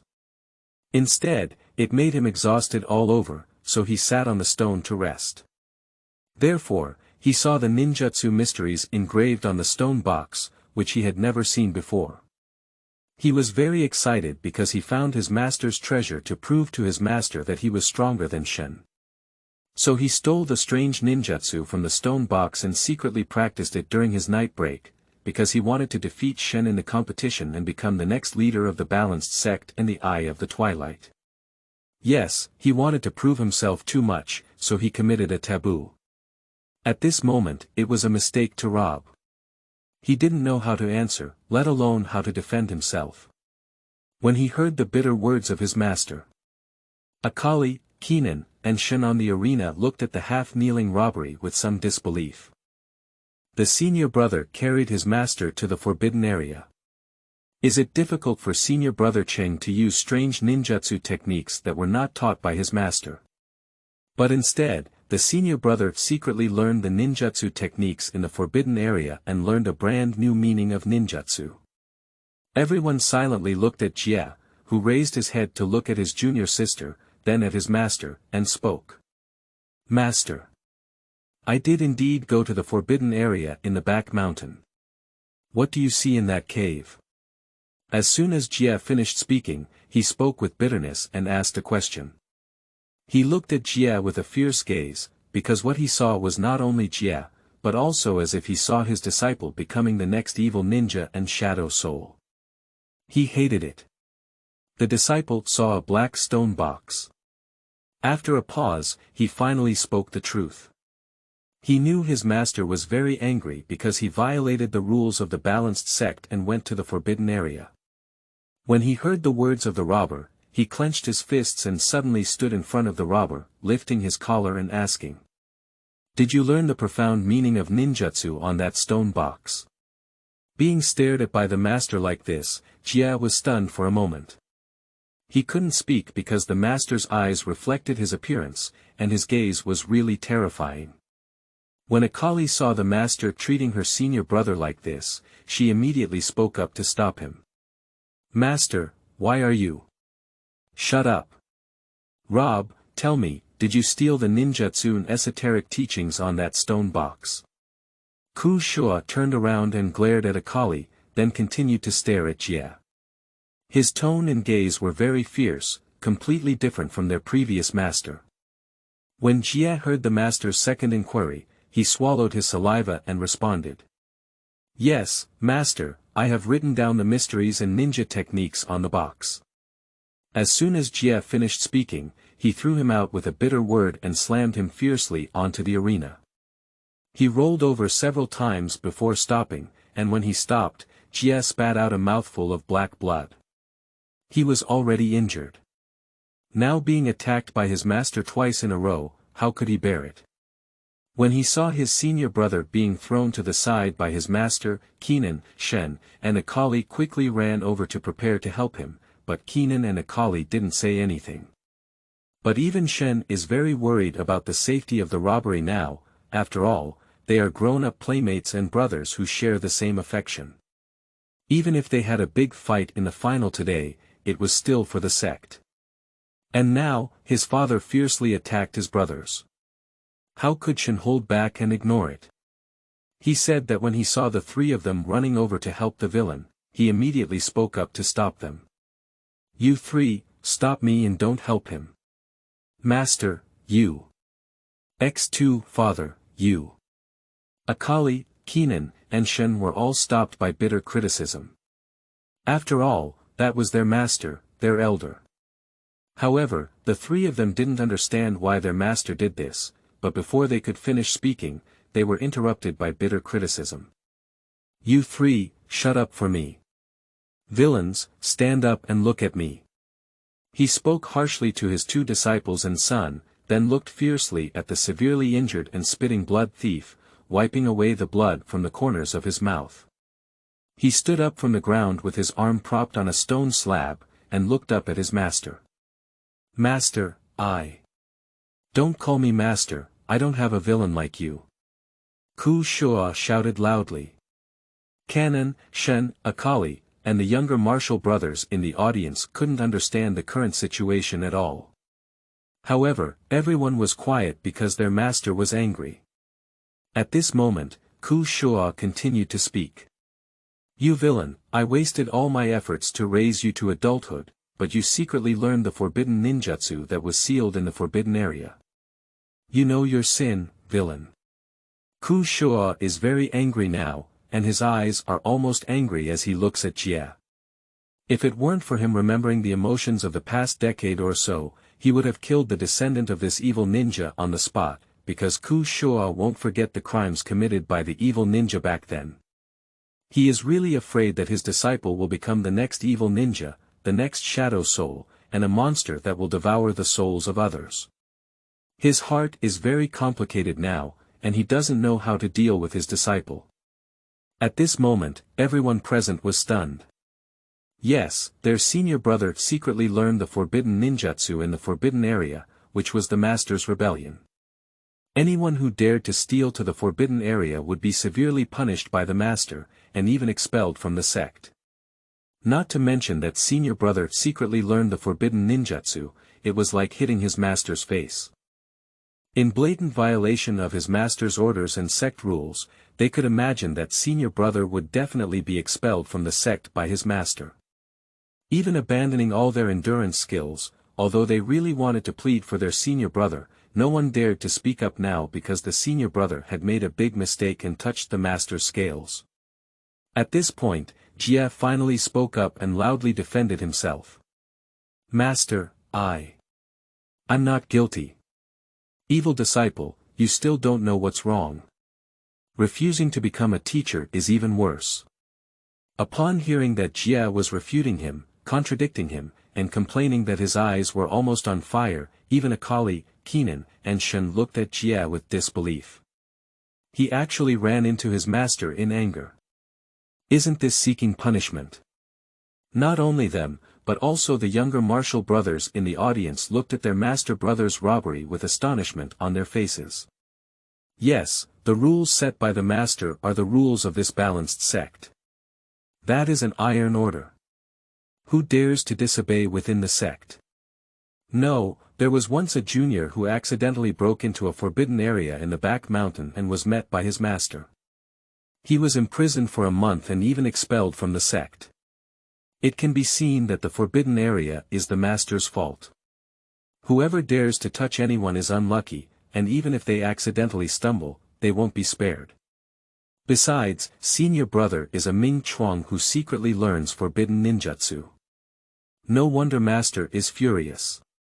Senior brother is really exploring on the brink of death, abbreviated as seeking death. "Master, if you hadn't handed the soul blade to Shen, how could I have thought of going to the forbidden area? You not only gave Shen the only soul blade of the balanced sect, but also taught Shen the profound meaning of the elemental dual lineage's ninja dharma. Master, you are too biased." When Jie heard his master's words, he was also angry. He was jealous of Shen and complained about his master's favoritism. Even though he worked harder than Shen, why did his master not look up to him? If Shen didn't have that soul blade, how could he keep fighting with Shen? Without the absolute defense provided by the divine artifact soul blade, he had already won the battle with caution and became the first person in this balanced sect besides his master. Now, it is all because his master is biased towards his son. For so many years, he has been working so hard to prove that he is stronger than Shen. He can also be the future inheritor of his master, and he is also someone who can inherit his master's legacy. However, his master has never regarded him as a family member. He handed over the balanced treasure soul blade to his good brother Shen, and now, even the profound meaning of the elemental dual series of the ninja dharma has been taught to Shen behind his back. He is not willing to accept it, he is not convinced, and he feels that his master is unfair. So now he has spoken his heart out, because Jie feels that his master is really too biased and unfair to him. Even though he is doing better than Shen, he is the most talented and hardworking person. Chapter 6. Expulsion from the Sect. You are listening at Novel Full.audio. As soon as the words of Jie were spoken, the whole room fell silent, even the master who spoke bitterly remained silent. Everyone was looking at their senior brother in shock, and Shen also felt guilty as he looked at Jie. Evil disciple, are you blaming me for being a teacher? If you steal the forbidden ninjutsu, break into the forbidden area of the sect, and violate the rules of the sect, I have the right to abolish your ninjutsu skills and expel you from the sect. The bitter words about being robbed made me even angrier. A flash appeared in front of the robber, and without any reaction, the robber was hit by a palm and flew away. The robber spat out blood and threw it fiercely into the crowd below. Shen saw his good brother being knocked away by his father's palm. Without saying a word, he picked up his soul blade and jumped off the arena, running towards the robbery. Akali and Keenan were also like this. After all, they were their senior brothers. Anyway, they can't just watch their senior brother be beaten to death by their master. Such an attack is not like defeating Ninja Gong. It's clearly killing, and they have to stop their master to do it. At this moment, Ku Shua also jumped off the arena. A flash flashed through the crowd, looking at the half-lying Jie on the ground. Ku Shua raised his hand again, but in that moment, a soul blade flew by, accompanied by Shen. Before Ku Shua could strike with his palm, Shen quickly used his hands to seal the knot. Aoi, soul blessing. As soon as Shen finished speaking, the soul blade shone brightly, releasing a purple barrier. Although the bitter palm struck the barrier, it did not cause any damage. Yes, the defense barrier of this soul blade is invincible defense. It is an absolute defense skill with no way to crack it. The only drawback and shortcoming is that the barrier cannot move with people and has a time limit. This is the only drawback and shortcoming, but absolute defense is enough to prove that it is a divine weapon. At this moment, Akali and Keenan also walked over, but didn't dare to speak. They said bitterly that seeing his son use the profound teachings he taught to fight against his father made him even more angry. This was not only a villain, but also a rebellious son. Rebel son, how dare you disobey me? Father, I'm not going to disobey you. Please calm down and don't take any more action. We can't rob him anymore. Shen knew that his father was very angry now, but he couldn't just watch his good brother who grew up with him, played with him, and practiced ninjutsu die in front of him. He had to stop his father, right or wrong. Jiao stood up trembling from the ground and glanced at Shen and his master standing in front of him. He was in pain from the beating, but he didn't want to fall down. Jiao wiped the blood from the corner of his mouth and looked at his master, questioning him. Master, what is wrong with the shadow ninja technique? It is even more powerful than the ninja technique you taught me. Shut up, you wicked disciple. You have secretly learned the forbidden method of forbearance, and you still don't know how to repent. I will definitely depose your entire body of forbearance today. Before Jie could finish speaking, he was interrupted by Ku Shua. Ku Shua was very angry now, but he knew that no one could break the absolute defense of Soul Blade, so he withdrew his arm. At this moment, Jie asked again. If Shadow Ninja is a forbidden ninjutsu, why can junior sister learn it? Her ninjutsu also belongs to Shadow Ninjutsu. Looking at his master inexplicably, he knew that his junior sister Akali could practice Shadow Ninjutsu, but he didn't see her punished. But why can't he learn? Why? He now feels that his master is ostracizing him, and his master is too biased. After hearing her senior brother's words, Akali couldn't help but take a look at her senior brother Jie, and then at her senior brother Shen and her master. She didn't know what to do. At this moment, she spoke up bitterly and said sternly. Shut up, you scoundrel. Your junior sister's ninja technique is the shadow ninja technique, which is true. But that's because she has the shadow gene in her body, so the shadow ninja technique she learned is not aggressive, but a technique that conceals herself. But what about you? You secretly learned the forbidden shadow ninja technique, which is a forbidden ninja technique left by evil ninjas and shadow souls. If you learn it, you will be the next monster sealed in a stone box by me. Upon hearing Master's words, perhaps others couldn't understand, but Jie understood that there was a monster sealed by Master in the stone box, and those powerful shadow ninjas were also forbidden ninjas left by evil ninjas and shadow souls. But Jie didn't understand why the shadow ninja technique, which can only be invisible, cannot be considered a true shadow. He thought he was right, but his master was wrong because he couldn't understand the power of the shadow. Now, Jie even feels that the ninja techniques taught to them by his master are all low-level ninjas, and the shadow ninjas hidden in forbidden areas are the highest level of ninjas. He now has the idea of using shadow ninjas instead of ordinary ninjas. Shen also heard his father's words. He knew his brother had made a big mistake, but he didn't stop. He couldn't watch his father kill his good brother who he had played with since childhood. Perhaps, that should be called his own brother. No, master, there is no distinction between evil and justice in ninjutsu. It varies from person to person. Shadow is a type of ninjutsu, not an evil ninjutsu, and it will not turn the practitioner into a monster. If the mind is influenced by some ninjutsu mysteries, it is human's fault, not ninjutsu's fault. At this moment, regardless of the injuries on his body, Jie shouted a few words, because he never felt that he had done something wrong from beginning to end. When he heard Jie's rebuttal, he became even angrier and his face turned black with anger. He fiercely slapped the barrier and cursed loudly. Evil disciple! Evil disciple! Today, I will clean up the door. Rebel son, please make way for me. Father, please calm down. Robbing him is your disciple, father. Shen was still supporting the barrier of the soul blade, but his chakras were limited and he couldn't hold on for long.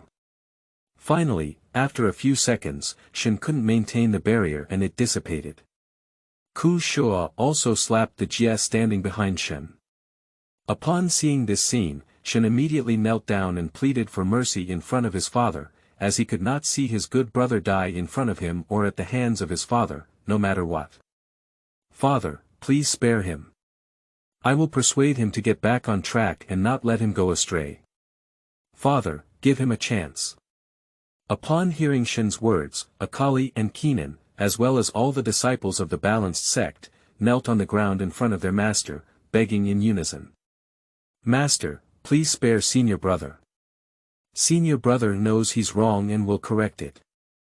Master, give senior brother a chance. X1600 You. Ku said that when he saw all his disciples kneeling down to plead for the wicked disciple, he gritted his teeth and struck the palm right in front of Shen. However, Shen had no fear at all, because behind him was his good brother Jie. Father, give him a chance to improve. Shen, master, give senior brother a chance to make corrections. X1600 At this moment, they once again pleaded for mercy for Jie, but Jie remained standing behind Shen, looking inexplicably at the master who was going to kill him, the master who raised him, and the unfair master. Finally, he couldn't bear the bitterness anymore. After all, so many people were kneeling in front of him begging for mercy. Although he was angry, he knew that he could no longer clean up the door, otherwise he would lose heart. Ku Shua slowly put down his hand and saw this scene. Whether it was Jie or Shen, or Akali and Keenan, as well as those junior brothers, a strange color appeared in their eyes. At this moment, Ku Shua spoke up. Let's all get up. Master Xie's grace X1600 Upon hearing the master's words, everyone stood up, and Shen was the same. He turned around and glanced at his good brother, Jie. He knew he was seriously injured, but he still pulled Jie to the front and pushed him, urging him. Jie, what are you waiting for? Why don't you kneel down and kowtow? Thank you, master. Upon hearing Shen's words, Jie glanced at him, then at his second junior brother, junior sister, and the group of junior brothers. Seeing their eyes, Jie knew that they wanted to admit their mistake to their master, but just as he was about to speak, he interrupted him with bitter words. No need, I don't need you to kneel down to me, nor do I need you to kowtow to me and admit my mistake, wicked disciple. From now on, you are no longer my disciple, nor am I your master. Don't say outside that you are a member of my balanced sect. I am a disciple of the balanced lineage, and there are no evil people like you. After speaking, he waved his hand and left. Yes, what does his words mean? He expelled the robbery from the balanced sect. Indeed, the death penalty can be avoided, and the life penalty cannot escape. He complained that he had been a hero and righteous person for a lifetime. Unexpectedly, he taught such a villain, and he regretted it too. He regretted not teaching him well, and even more so, he regretted not leading him towards the right path. At this moment, everyone heard what his master had said. They wanted to plead, but his master had already left. So everyone turned their attention to their master brother Jie. Yes, the master's words were very clear. From then on, the balanced sect expelled their senior brother, which is expulsion from the sect. Jie was stunned, looking at his master who had already walked away. Without hesitation, he lowered his head and licked his slightly cracked lips. He carefully glanced at his father who had walked away, then turned around and patted Jie's shoulder, saying, "Don't worry, I'll go persuade him now. Father won't drive you away, you wait." After speaking, Shen ran towards his father, but he was grabbed by the robbery. Shen looked back at his good brother in confusion, but Jie shook his head and whispered softly. "No need. The decision made by master cannot be changed by anyone, so you don't have to waste your efforts. Jie. Be cautious, senior brother." Akali, Keenan, the three of them looked at Jie with a somewhat lonely expression in their eyes. Yes, no one wanted Jie to be driven away, especially the three of them, because they were already junior brothers when they were in their teens, and their relationship was better than the other junior brothers. After all, they are all the disciples passed down by their master, and they have learned some middle and upper-level ninja techniques and esoteric teachings. Unlike those who pay tuition fees to study, the four of them are the true successors and apprentices of the bitter master. It's okay. Since master wants me to leave, then I'll leave. Looking at these three brothers and sisters who grew up with him, I felt very reluctant. But Shifu has just made it clear that he wants to drive him out of the sect and disown his disciple. He is now. I can only leave now. Taking a deep breath, Jie turned around and walked towards the edge of the arena.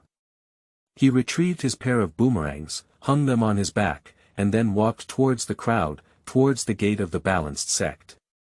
As he passed through the crowd, he turned his head to look at his junior brothers, as if wanting to take note of their appearances, until passing by Akali, who reached out and grabbed the wrist of the robber. "Senior brother. Don't leave." Jie turned his head to look at his junior sister, then at his second junior brother and Shen, and couldn't help but sigh. At this moment, Keenan spoke, holding up his furry little hand high and holding onto Jie's finger. After all, he was short. "Senior brother, your injury hasn't healed yet. Let's wait a few days for it to heal before leaving. Let's go to master's place and plead for your mercy. Even if we can't explain to master, we can at least make you wait for your injury to heal before leaving. Don't leave, senior brother." Upon hearing his junior brother Keenan's words, Shen also spoke and placed his hand on Jie's shoulder again, speaking. "Yeah, Jie, you've been injured so badly. Even if you want to leave, you have to wait until your injury is healed before leaving. Besides, father is not in a hurry to kick you out, which shows that he still hopes you can correct your mistake. Father will forgive you." Chapter 7. Assassin Organization. You are listening at Novel Full.audio. Akali glanced at senior Shen and second senior brother, shook big senior brother's arm, and whispered to stay. "Senior brother, don't leave. Master will forgive you.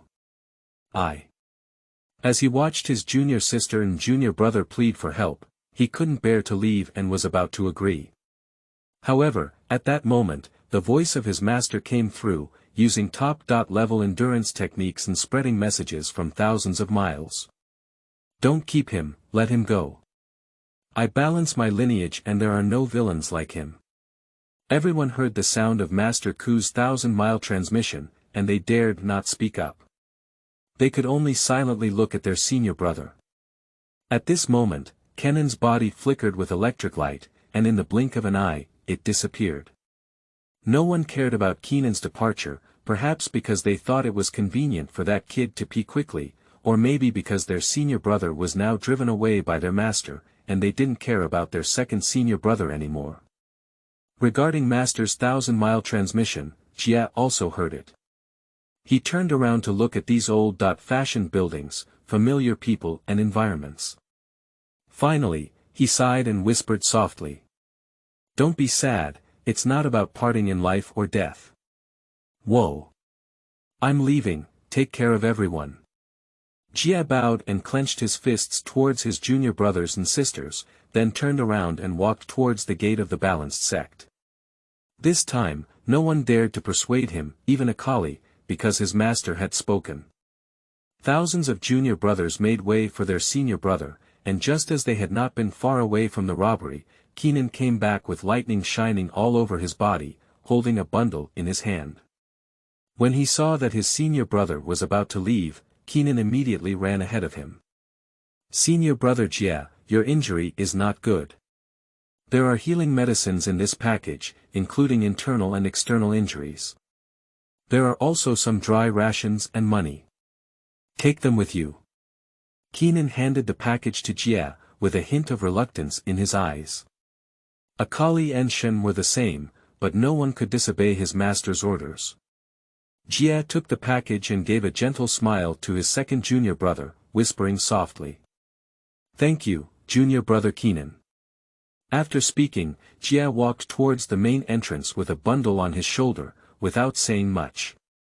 Yes, even if there were thousands of words, there was no need to say them at this time because he was expelled from the sect, no longer a senior brother, nor a disciple of his master even if I say so, besides adding trouble to everyone, it won't have any good effect, because the master's command is heaven, and he can only leave and find another way to make a living.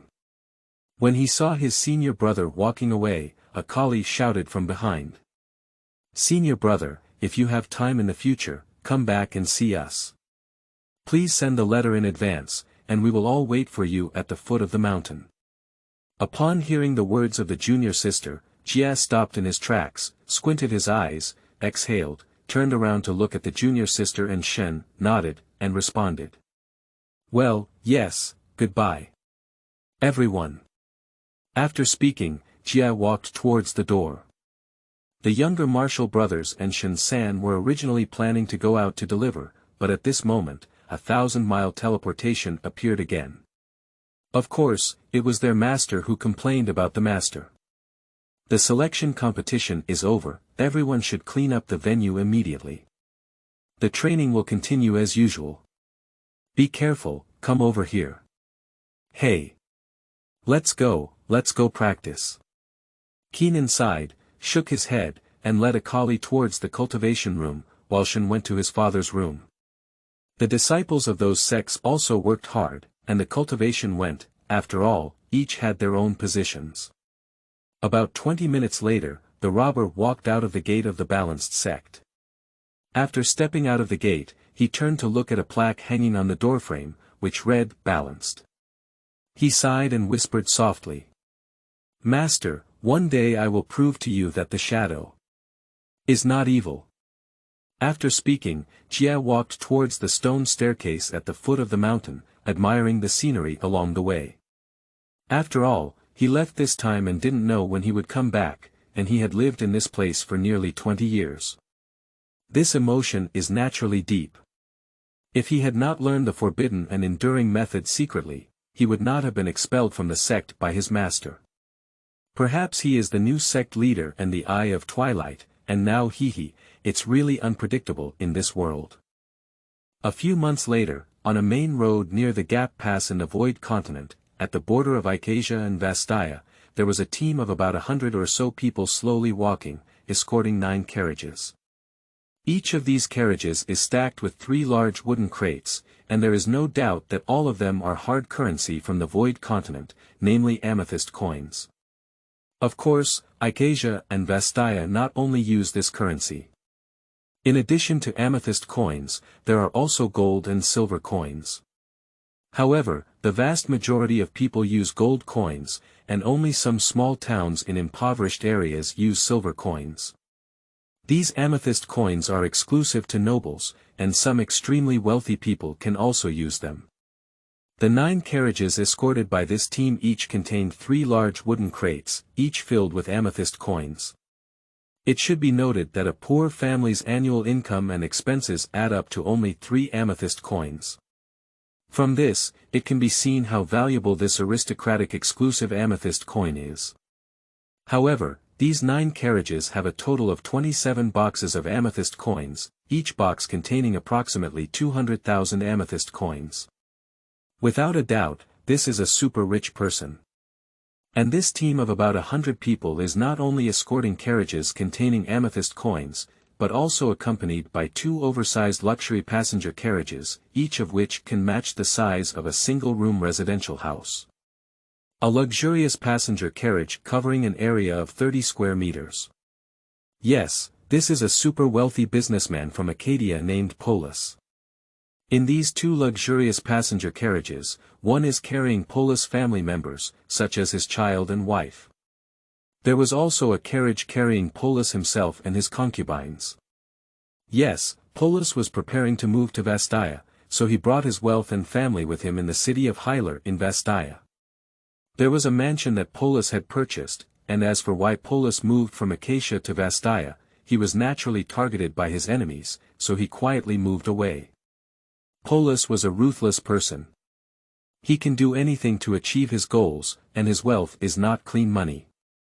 Just half a year ago, he and officials framed the Ye family in the city of Elo because he had business dealings with the Ye family's owner, Amo. However, the Boya family parted ways due to a dispute over interests. In the end, Polis bribed local officials to give false testimony, framed and imprisoned all the members of the Boya family, and was sentenced to exile. Additionally, the property of the Boya family was confiscated. He was divided into 4 or 6 parts with the official, indicating that this guy was an unscrupulous businessman and villain who committed all sorts of crimes. Of course, his wrongdoing was not just limited to this one, so his enemies were everywhere in Acacia. So he secretly relocated to Vastaya this time, preparing to live a stable life. After all, the money he earned was enough for him to spend several lifetimes, and in addition, many enemies have come to seek trouble recently, so he has had to transfer his family business. And although this team only has about 100 people, these people are not ordinary people. They are bodyguards hired by Polis to escort him to the city of Hylar in Vastaya, because he is afraid of being robbed halfway. The most important thing is that he is afraid of some bandits and mountain bandits committing crimes halfway, seeking wealth and causing harm to his life. After all, the territory of Vastaya is not as organized as that of Acacia, because Vastaya is all about orcs and half-orcs. The leader of this team is called Rocket. He used to be a soldier and was also a cavalry, with very skilled skills. After retiring, Rocket opened an escort agency specifically for this escort business, and Rocket is well known. The business he has taken over has never had a situation where he was robbed of goods. Moreover, even if there were some bandits robbing goods, he was not a match for Rocket and his subordinates. Yes, he has never failed, and he is also somewhat famous in Acacia. And none of Rocket's subordinates are good at handling things. The top ones are all skilled, and their skills are definitely better than those in the military. Therefore, this escort trip is very important because Polis is a major client. He had enough money to escort Rocket 10 times, and Polis had only one request, which was to escort him, his family, and his property to the city of Vastaikil for 10 times the cost, which was 1,000 amethyst coins. Attention, it's amethyst coins. These coins are enough for Rocket to cover the expenses of the entire escort agency for 3 years. Of course, Rocket readily agreed to Polis. After all, his escort has never been stolen, and he is very confident in himself. I am also very confident in his team. After all, he mobilized the entire escort agency's 8 men to join forces and swore to escort this task well, receiving 10 times the reward. But what they didn't know was that someone was already waiting for Polis at this mountain pass. He was an enemy of Polis and paid to hire a bounty assassin organization to send assassins to assassinate Polis. Yes, it's not robbery, it's assassination. That bounty assassin organization is called Fengying Piao, not a particularly famous assassin organization, but it's not a small place, and it also has some heritage within the territory of Ikasia. And the assassin sent by this assassin organization is a ninja, shadow ninja, with a single name of Jia. This person joined the organization 3 months ago, and within these 3 months, he went from a junior assassin to a senior assassin. Because his assassinations have never failed, no matter how difficult the task is or how hidden the target is, he will always be found by robbery, and then quietly kill the target before leaving. His assassination is simply art. The ninjutsu of the Shadow series, combined with his ruthless and ruthless personality, quickly made Jia a senior assassin of Wind and Shadow, and his ranking was about to break through a new high, becoming a more elite assassin than a senior assassin. Undoubtedly, the treatment of elite assassins will be better, and the remuneration will be the highest. Of course, the tasks are also very difficult, and there are also master assassins and legendary assassins on top of elite assassins, but no one has reached the level of legendary assassins yet. Even the Grandmaster Assassin is only one in this assassin industry, so elite assassins are considered rare and influential figures in the assassin industry. Jia is a high-level assassin, but he received an assassination mission. Kill the merchant Polis escorted by the Rocket Escort Agency. Although the reputation of the Rocket Escort Agency is not well known to everyone, Rocket's reputation is great, so this single task is difficult. The organization has decided to let the new senior assassin, Jia, complete the task. As long as he completes this task, he can be promoted to an elite assassin and become a dominant figure in the assassin world. Of course, Jia agreed. Because his goal is a legendary assassin, a legendary level assassin that no one has ever been able to achieve, becoming an elite assassin represents one step closer to his goal, and assassins are also divided into 3, 6, and 9 levels. Most intermediate and junior assassins under advanced assassins do not act alone, but rather act in pairs. Advanced assassins do not require companions, and only a few advanced assassins complete missions in pairs. After all, becoming a senior assassin represents absolute strength, and even one person has a high probability of completing the task of assassinating the target. It is only some particularly difficult tasks that allow the senior assassin to find companions to join forces with. However, most senior assassins do not collaborate with others because one person's remuneration is the same as 2 people's remuneration, and there is no need to split half of their own money with others. Therefore, most senior assassins come and go alone. Chapter 8. Assassination Mission. You are listening at Novel Full.audio. And the mission of this robbery is different from before. It is a target protected by nearly 100 people, and the leader of that team is Rocket, a former cavalry company commander with considerable strength. Therefore, most senior assassins will not take on this mission. Because it's not worth it, although the reward for this mission is quite high, the reputation of cavalry company commander Rocket is also significant in Ikasia. No one wants to provoke that escort agency, nor does anyone want to provoke Rocket. Not only that, even high-level assassins find it difficult to complete such tasks. They need to form teams, collaborate with other high-level assassins, and work together with 2 or even 3 high-level assassins to complete such high-difficulty tasks. So, for those who have some brains, no one wants to take on this kind of hard work and not very profitable task, so this task falls on the newly promoted senior assassin, because no one else has taken on the order. Intermediate and junior assassins are even less likely to take on this type of higher-level task, while the difference lies in the fact that his assassination attempts have not failed, and the leader of the organization promises that as long as the task is completed, he will not only receive the rewards he should have. He can also be promoted to an elite assassin and become a prominent figure in the assassin realm, so he agreed. He came to the mountain pass alone with a map and waited for the target team to appear. Yes, he didn't need companions. I can't believe those companions who only have interests in their eyes, so they have always been independent in the organization.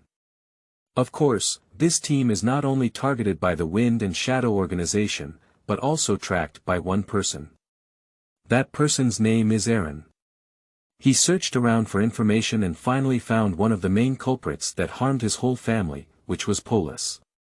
Aaron also learned that that bastard was going to move from Acacia to Vastaya. Therefore, he rushed all the way to this mountain pass. After all, it is the junction of two major countries, where mountains are connected and the terrain is complex, making it a good place to ambush people. Therefore, Aaron also came to the mountain pass. He wants to seek revenge for his family, and he wants the culprit who caused the destruction of his family to pay the price of his life. Even with Rocket's escort, Aaron did not back down. After all, his Ashley family was framed. He was lucky enough not to be at home and avoided being framed by the government, but now he wants revenge. Although he doesn't have the ability to kill that official, the businessman of Polis, Aaron, is still confident in killing him. On the main road of Shanxia Pass, the escort agency led by Roque is walking slowly, with a total of 82 people escorting 11 carriages, with 4 carriages containing amethyst coins in front. 2 luxurious large carriages for passengers are in the middle, followed by 5 carriages loaded with amethyst coins, led by Rocket at the front. Along with them are 3 bodyguards, with the second bodyguard at the back. The second dart leader is called Xingzhao Luo, who is a confidant of Rocket and also a person brought out by Rocket from the cavalry company. Although he is not as skilled as Rocket, he is definitely not an ordinary character. Xingzhao Luo is also a somewhat capable person. The rear of the carriage was padded by Xingzhao Luo with 4 bodyguards, while the other 9 carriages were guarded by 8 bodyguards each, with 4 people on each side, providing strict protection. The remaining one was a scout, scouting the way at the front. Of course, these people were all riding horses. At this moment, in a passenger carriage in the middle, Polis was drinking alcohol, while his concubines were dancing in front of him, dressed quite revealing, probably not some serious girls. In the other carriage sat Polis's son and daughter, as well as his wife. Now the team was about to leave the spacious wilderness road and enter a dense forest. After passing through that forest, they entered the territory of Vastaya. Although there is a narrow road in this dense forest, there are too many trees on both sides, making it a good place to ambush people. At this time, Jia is hiding deep in the forest and he is not wearing his former ninja suit. But he was wearing a black ninja armor, which was of good quality but had a slightly eerie appearance. However, Jia didn't show his face because he was in the assassination industry and couldn't show his face. So, he was wearing a very fierce mask with red goggles around his eyes. From a distance, he looked like a demon and looked really scary. His pair of arm blades were still on his forearms. There was also a pair of boomerangs hanging on the armor behind him, making it look like he had truly become the shadow ninja he longed for. At this moment, he was hiding on a lush tree, which was 40 meters long. However, it is not too high in this dense forest. Fortunately, the leaves and branches are very dense, making it very suitable for hiding people and observing assassination targets. Now, Jia is standing at the top of the tree with a single telescope to observe the situation of the team. Polis. Humph, he's a notorious and harmful and unscrupulous businessman. Jia glanced at the information of Polis and looked disdainful. He had no objection to a businessman, but Polis had once buried a team of miners alive in a mine for profit, causing them to starve to death inside. It's simply cruel. Yes, Fengying Piao can become a top-notch organization in the assassin industry, which shows that their intelligence network and information are very agile. Sure enough, those who can build assassin organizations to play assassination are powerful and capable figures. Although Jia is an assassin, he is also trying to survive. To live, one must earn money, otherwise how can one live? And he was adopted from a young age by the Master Kushuo of the Balanced Church, so it can be said that he is a person with strong roots. But now he has been expelled from his sect and is homeless. He must find a way to support himself, so he chose to become an assassin and earn some quick money. However, he cannot bear to kill those good people, after all, he also has a righteous heart. And this Polis can be said to be the best among the bastards, the king among the villains and the leader of the treacherous business world. He is truly a heinous crime. This kind of robbery means that he must be killed to eliminate harm for the people, otherwise he will only live to make more people suffer. Jia stuffed the data scroll into his chest and then picked up a telescope to take a look at the team. He knew that the leader of the team was the famous rocket general escort of Echia, not a troublesome leader, but he had to complete the task. Not only for the sake of remuneration, but also to become an elite assassin, so no matter how difficult the task is, he must complete it. Ji has been observing that team for 3 days, but he has no way to start within the territory of Ikasia. And this mountain pass is different. With mountains, water, and dense forests, it's easy to capture ambushes. In addition, his assassination target is going to Sheila City in Vastaya, which makes it even easier. After all, he knows the specific route. However, there is still some difficulty. After all, he has to kill the target character under the protection of those 80.2 people, and he has to retreat completely. Although he is confident in using the terrain advantage to kill the target Polis, it is difficult to say how to retreat. The strength of the cavalry platoon commander, Rocket, is extraordinary, let alone with so many people. He cannot defeat so many people alone, so he can only use the shadow ninja technique to infiltrate the target carriage and complete the assassination. But it's easy to get in but difficult to get out. There are 2 carriages with people sitting in them, and there are also some other people there. The robber can quietly kill the target, but he can't kill so many people in an instant. And we can't let them make a sound yet, which is obviously a huge challenge. The biggest concern for the robbers now is how to retreat after killing the target. Even in the dense forest, there are many people. There is also a knight with good prestige and reputation as the chief bodyguard, and the difficulty of this task can be imagined. Through a binocular, I saw that the team had already entered the dense forest, and almost no one was visible under the cover of trees.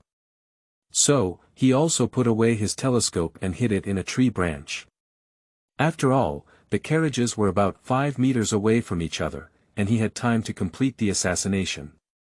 However, not only was it robbery, but even Aaron was about to enter the dense forest. After all, he has been tracking that team all along. At this time, Aaron is no longer dressed like a wealthy young man in the past. His gorgeous and noble clothes have been sold for money, and now he is dressed in coarse cloth clothes. Similar to the attire of a martial arts hero, his black hair was tied up with a rope, tied into a Ronin braid and left behind in his mind. It seems that he has experienced a lot in the past few months, and his whole person has undergone many vicissitudes.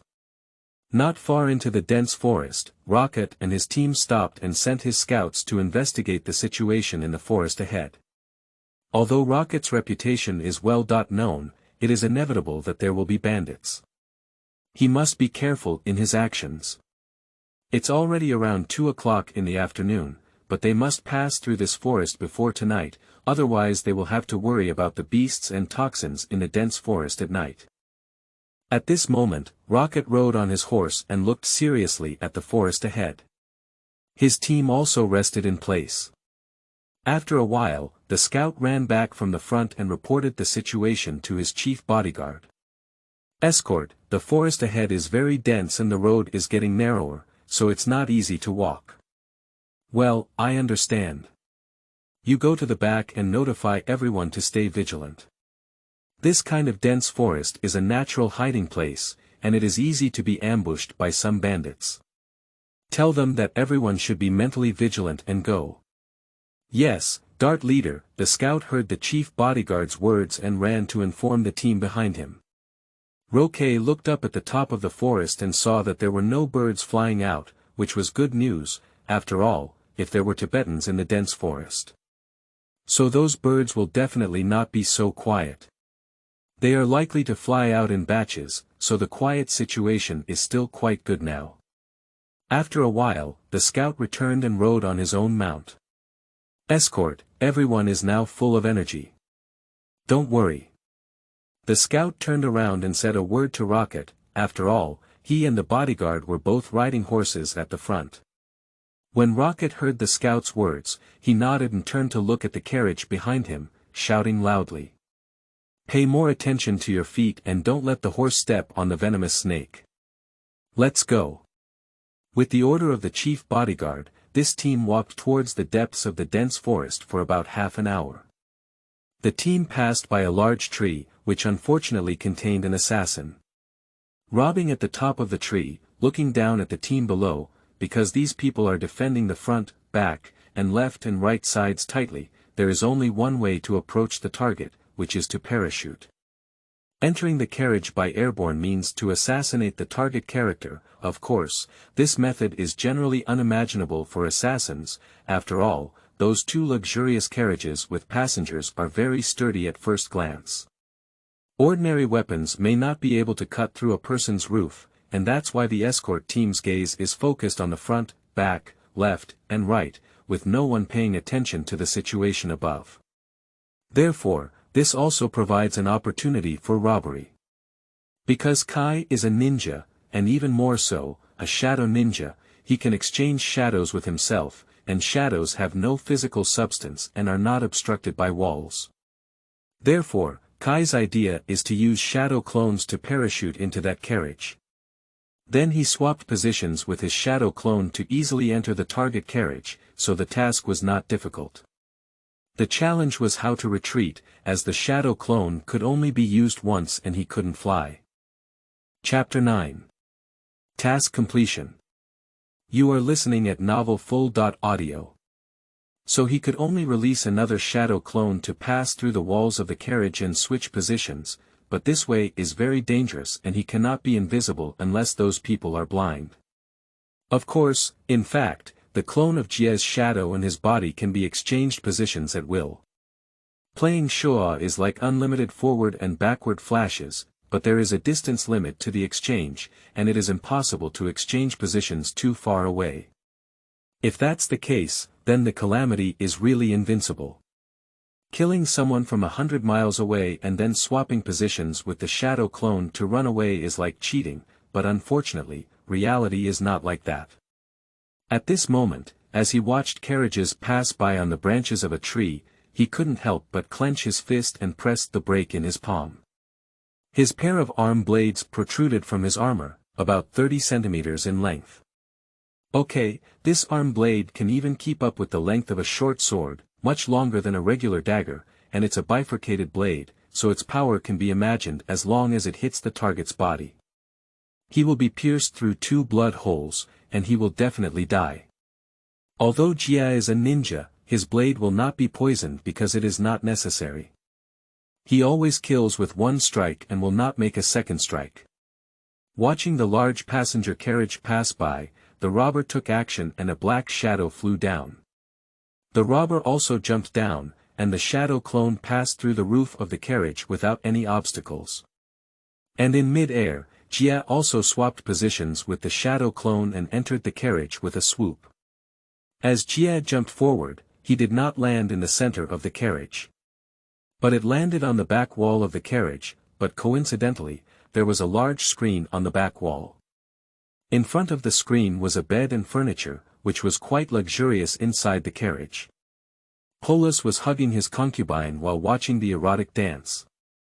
The concubine was still peeling oranges for her master to eat, while Jia had quietly appeared behind the screen without anyone noticing. He truly deserves to be a shadow ninja. He roughly glanced at the people in this carriage and saw his target character, Polis. Moreover, the unscrupulous merchant was facing away from him, which was a great opportunity. Without any further ado, Jia threw out the two boomerangs behind him. At the same time, he used his shadow clone to pass through the screen and immediately switched positions with it, only hearing the sound of leather being torn apart. That was the sound of the screen being torn open by a boomerang, and there were only 5 people in the carriage, including Polis. Polis was sitting by the bed with a concubine in his arms, and 3 concubines were dancing below. As the sound of leather tearing appeared, Polis and the little concubine he held only felt black shadows flashing on both sides, and then heard the sound of flesh being cut open and blood gushing out. Polis fixed his eyes and saw that the 3 concubines dancing were beheaded by 2 basin-sized boomerangs, and blood splattered onto the car window. He was surprised, but didn't wait for him to call out. A steel blade pierced through his heart, and the concubine he held did not escape the fate of death. He pulled out his arm blade, and Polis and his concubine fell forward, unconscious. At this moment, the 2 boomerangs also flew back, and Jia reached out to pick them up. He then hung them back behind his back, and yes, killing was that simple. In less than 2 seconds, all 5 people died. And there was no scream on the way, it was just art, truly worthy of being a shadow ninja. The act of robbing was truly a one-hit kill, and the appearance of death was not very good. 3 people had their heads moved. Only Polis and another concubine fell completely dead, while at the same time, the 8 bodyguards on both sides of the carriage were surprised to see blood splattered on the car window. "There are assassins!" One of the bodyguards shouted loudly, and this roar was heard by the entire team, including the robbery in the carriage. When the robbery knew he had been exposed, he immediately ran away without saying a word. Using his ultimate skill once again, a black shadow collided towards the left wing of the carriage. It was undoubtedly the clone of the robber's shadow, who flew through the walls of the carriage without any obstacles and flew outside. And he also stepped on a bodyguard riding on a horse, imprinted his hands inside the carriage, swapped positions with his shadow clone, and appeared directly in the forest. He didn't say anything, nor did he look back. Just run, after all, he was discovered and could only run towards areas with many trees, and the escort team also stopped. On the left wing of the carriage that Polis was riding on, the 4 bodyguards saw the dark figure with their own eyes. Without saying a word, he jumped off his horse and chased after the assassin in the forest. Not only did they, but also the bodyguards on the left wing of the 2 carriages in front and behind. A total of 12 people ran away to chase after the assassin, and they were really united. The 4 bodyguards guarding the right side of the Polis carriage jumped off their horses and got into the carriage. Fortunately, there were no more survivors inside, and their employers were also dead. This escort was considered a mess. At this moment, Roque also rode over from the front and glanced at the bloodstains on the car window. The 4 bodyguards in the carriage also came out. Before their bodyguards could ask, one bodyguard immediately spoke up and reported. "Escort, the employer is dead, what?" Upon hearing the words of the bodyguard, Rocket clenched his fists. The darts he had escorted had never been unexpected, and today, on such an important trip, his employer was killed. Isn't this hitting Rocket's face? Because something big happened, second escort star Zhao Luo also ran over from behind and glanced at the bloodstains on the car window. He almost understood the situation and said something. "Big brother, I'm going to chase the assassin now." After speaking, Xing Zhaoluo jumped off his horse and ran towards the woods without waiting for Roque to speak. At this moment, a woman and a few half-aged children got off the carriage in front of him. They were around 15 or 16 years old, yes, they were the wives and descendants of Polis. After all, they heard someone outside shouting assassins or something in the carriage, and the carriage stopped. How could they not get off the car and take a look? The woman dressed in luxurious attire glanced at the carriage, and before she could ask, Rocket spoke up and explained. "Madam, why don't you go back to the horse carriage? There are assassins ambushing around here. What? There's an assassin. How's the master doing? The noblewoman retorted upon hearing Rocket's words. After all, Polis was her man and the father of the child. She couldn't do without the person in charge of the family. Master. He was killed. Although Rocket didn't want to say this, he still spoke it out. The noblewoman was also stunned when she heard this, and immediately wanted to board the carriage to see, but was stopped by Rocket. Someone, take the lady and young masters back to the carriage. Yes, Dart Leader. Upon hearing Rocket's words, a few bodyguards walked over and sent the noblewoman and the half-aged children back to their carriage, but that was indeed a bit violent. The noblewoman cursed and shouted. Let go of me, you useless people, Rocket. You didn't protect my master well, so I must go to the government to sue you. Rocket glanced at the noblewoman and squinted. He knew he had caused a big trouble this time. If he couldn't catch the assassin, it would be him who was unlucky because his bodyguards had taken away all his employers. He is also very angry now. Surprisingly, someone assassinated his employer under his nose, and no one noticed an assassin approaching. They only knew there was an assassin because they saw blood on the car window. It can be imagined that someone hired a top-notch assassin to assassinate his employer. Rocket gritted his teeth in anger, and he managed to smash the dart in his hand. At this moment, a bodyguard spoke up. Escort, since all the employers are dead, why don't we just do it for now? The bodyguard made a motion of wiping his neck, and Rocket glanced at him, although he also had this idea because he knew that the wooden boxes of these carriages contained amethyst coins, which was much more than his escort fee. Moreover, the employer has already died, and his escort has no further significance. If the assassin is caught, it's okay. If the assassin takes the blame, then it's better to kill all these people. Anyway, she had to sue herself. Killing them would still earn her a lot of money, but in that case, Rocket would become a fugitive and a bandit, so he hesitated now and spoke up. If the second escort leader fails to catch the assassin, then this escort has no further significance. Understood, escort leader. The bodyguard nodded and chuckled inwardly. After all, these carriages were loaded with millions of amethyst coins. With such a large amount of money, they could have gone directly to Vastaya to enjoy their fortune without returning to the escort agency in Acacia. Isn't that beautiful? Even if this matter is rumored and let the government know, they can still use this money to go up the mountain and stand polls. With so much money, there is no need to worry about anything in the future. It's really comfortable. Roque rode his horse to the front, and everyone else returned to their original positions. 13 people ran out to pursue the assassins. After all, they had to ambush the embankment. The forest is so dense, so be careful. At the same time, deep in the forest, Xing Zhaoluo and the other 12 bodyguards were chasing and killing the escaping assassins, chasing them very closely.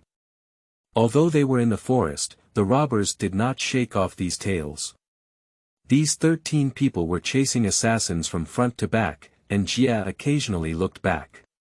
However, at his speed, he couldn't get rid of these people, which shows that these people all have a certain level of strength. The robber wandered around in the forest and found that these tails couldn't be thrown away. So, he changed direction and ran towards the right side, which was the direction leading to the main road.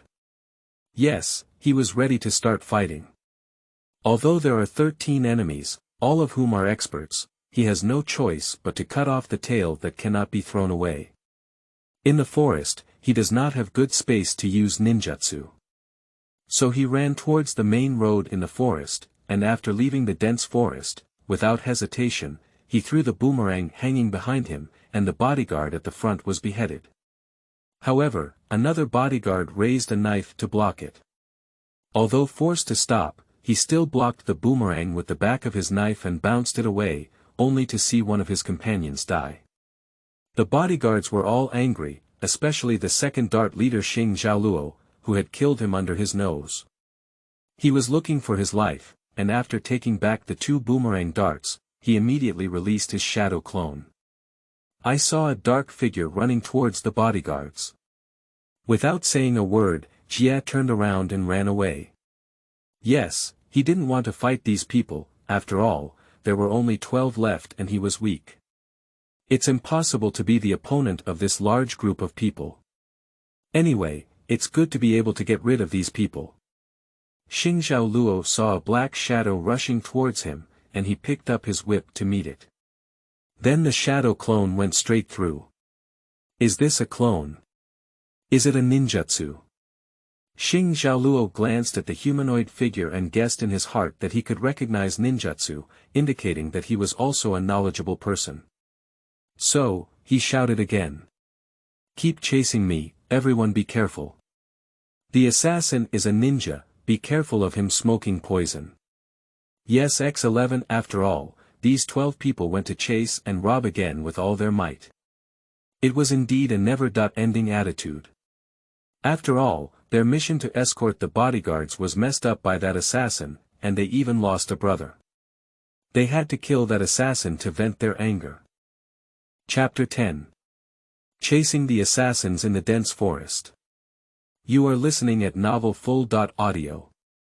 On this main road in the forest, well, it's not too big, only 7 or 8 meters wide. He was running rapidly towards the mountain pass, but he always followed the 12 tails behind him. He is less than 200 meters away from those tails, and what he sees is very clear. It must be said that these bodyguards have some skills, and their lightness skills are also quite impressive. Ji turned around and glanced at the tail behind him. He knew that these bastards were going to fight him hard today, and he couldn't keep running. If he ran weak, it would be really over. So, Jia threw the boomerang from behind again and threw it at the 2 bodyguards. He also released his shadow clone and flew towards one of the bodyguards, one of whom fiercely collided with one of their weapons. The bodyguard's weapon shattered directly, and the boomerang pierced through his neck, then drew a beautiful arc back in the same direction. Another boomerang also collided with the bodyguard's weapon. But that person's weapon was a wolf tooth stick, and the boomerang was bounced away. But in that moment, a black shadow passed through the back of the bodyguard holding the wolf tooth stick, and it was undoubtedly the clone of the robber's shadow. Jia immediately swapped positions with Ing, swung his arm blade and plunged it into the back of the bodyguard's neck, hitting the vital point with a single blow. Blood sprayed on Jia's mask, but it didn't affect him much. It seems that wearing a mask is still beneficial. These 12 people were robbed like this and killed 2 more, but there were still 10 left, and they had already caught up. When Xing Xiaoluo saw the masked assassins move, he lifted his whip and jumped over. Yes, he wanted to avenge his 3 brothers, and Jia naturally saw that guy jumping towards him with an iron whip, so Jia released a shadow clone again and flew towards the direction of the boomerang. Subsequently, the clone of Jia and Ning switched positions, received the boomerang that had returned from the original path, and then threw it out again. The target was undoubtedly Xing Xiaoluo, who whipped the clone of Ing. Ku Ying's clone is a shadow without any substance, and his flagella have no effect. However, at this moment, the 2 boomerangs of Jia collided with him, and Xing Xiaoluo immediately lifted his double whip to resist. With a clang, the boomerang collided with the iron whip, creating many sparks. Xing Xiaoluo was also forced to take a step back by the force of these 2 boomerangs, and his wrist was numb from the shock. Xing Xiaoluo gritted his teeth and ran towards Jia with his double whip. Jia reached out to catch his boomerang and hung it behind his back, then ran towards the back. Yes, he was ready to fight guerrilla warfare. After all, he was weak, and only guerrilla warfare could prevent him from facing so many people at the same time. When he saw the assassin run away, a bodyguard playing with a crossbow pulled the trigger on the back of the robber. 3 crossbow arrows shot towards the back of the enemy with a cold light, but the enemy left a shadow clone in place. The main body ran towards the other side, and the 3 crossbow arrows also fell into the air. Xing Xiaoluo and his group could also see that the person with black aura was a fake, and they didn't pay attention. They went straight to chase after Jia, but at that moment, Jia suddenly switched positions with the shadow clone. Appearing behind the bodyguards, without hesitation, he swung his boomerang and punched, his arm blade shining with black light. It was obvious that this was the hidden meaning of the calamity, the soul annihilation calamity. The two boomerangs collided with the backs of the two escorts, but these people were not foolish either. When they saw the person in front suddenly disappear, they immediately turned around and with a clang, the two boomerangs they had stolen were bounced off. But the bodyguard at the back, holding a long-handled hammer, failed to defend himself and was stabbed with a chilling blow. It was accompanied by the arm blade of the soul destruction robe, and even the armor was instantly pierced. When Xingzhao Luo saw his brother being killed again, he was almost furious. After all, that assassin was a ninja, and this kind of ninjutsu was really too playful, making them a bit reckless. After collecting the boomerang, Jia turned around and ran, but how could Xingzhao Luo have let go of this assassin? He chased after him with his double whip, and now he was very angry. Jia knew someone was chasing behind him. So, he took out his fingerprints and released a shadow clone towards the back. When Xingzhao Luo saw the shadow clone, he immediately whipped it with an iron whip, mainly because he was afraid that the assassin would suddenly use the clone to change positions and attack him. But he missed it, and the shadow clone passed through Xingzhao Luo's body and ran towards the back. Meanwhile, Jia threw out the boomerang again, and his target this time was the bodyguard playing with the crossbow. Not only that, but Jia and Ning were once again swapped positions. Sure enough, all the ninjutsu in the Shadow series were cheats. The person who played with the crossbow saw two basin-sized boomerangs flashing cold flashes flying towards him. He was so scared that his soul was gone. He flashed a boomerang towards the side, but another boomerang hit him directly, and his whole body was cut to the waist. He was so dead that he couldn't die anymore, and the robber had already run behind these bodyguards. Xingzhao Luo saw that the assassin had killed another of his brothers, and he finally erupted. He turned around and chased after Jia, but it was not just him. Due to the repeated use of Jia's old skills, they were all on guard. So a bodyguard who played with a meteor hammer threw his meteor hammer directly towards the direction where the shadow clone flew. As soon as Jia received the boomerang, he saw a meteor hammer the size of a basketball with iron spikes hitting him. In a panic, Jia raised his arms to resist, and with a clang, Jia was hit by the force of the meteor hammer, taking 3 steps back. His hands were trembling, although Jia was wearing a mask, his face could not be seen. But Jia's face must not be good now. Not only that, but Xingzhao Luo took the opportunity to jump up and raised his double whip to fiercely attack Jia. Jia was already hit by the meteor hammer and couldn't recover. So he didn't dodge, probably didn't react. He saw Jia raise his arm and face Xingzhao Luo with a bang. Jia was whipped back 5 steps by Xingzhao Luo, who was extremely angry.